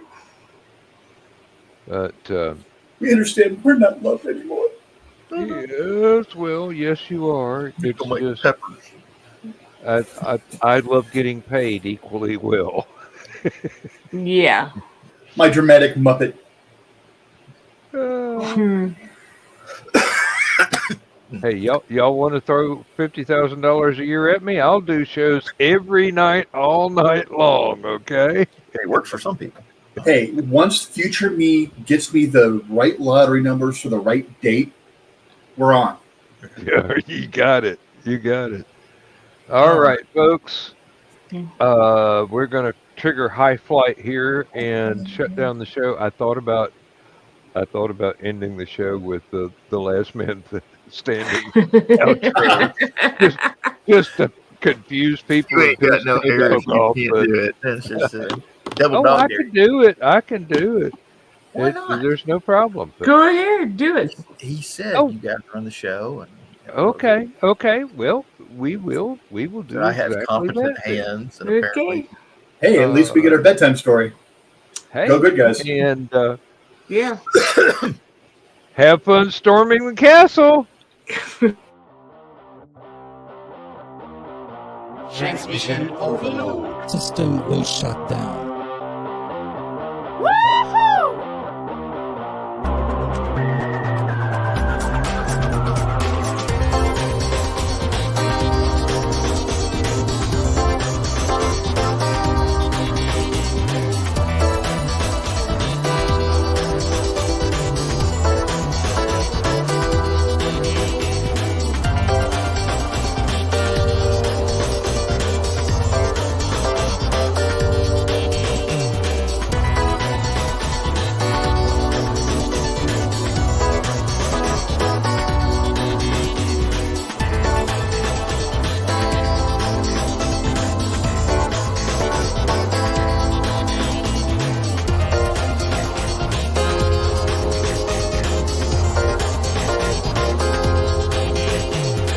Transmission overload. System will shut down.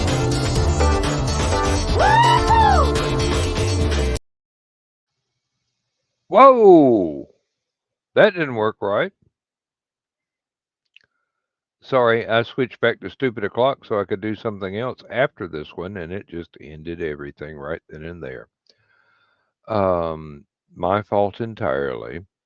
Didn't know it would do that. In any case, this is the end of Stupid O'Clock broadcast for tonight. And pretty much we have to close out our broadcast day. Good Lord, he's got a lot of stuff in this directory. I mean, seriously. But in any case, let's just call it a night and sweet dreams. Time to do some sketchy shit. Doo-dah, doo-dah. Hope I get away with it. Oh, da-doo-dah day.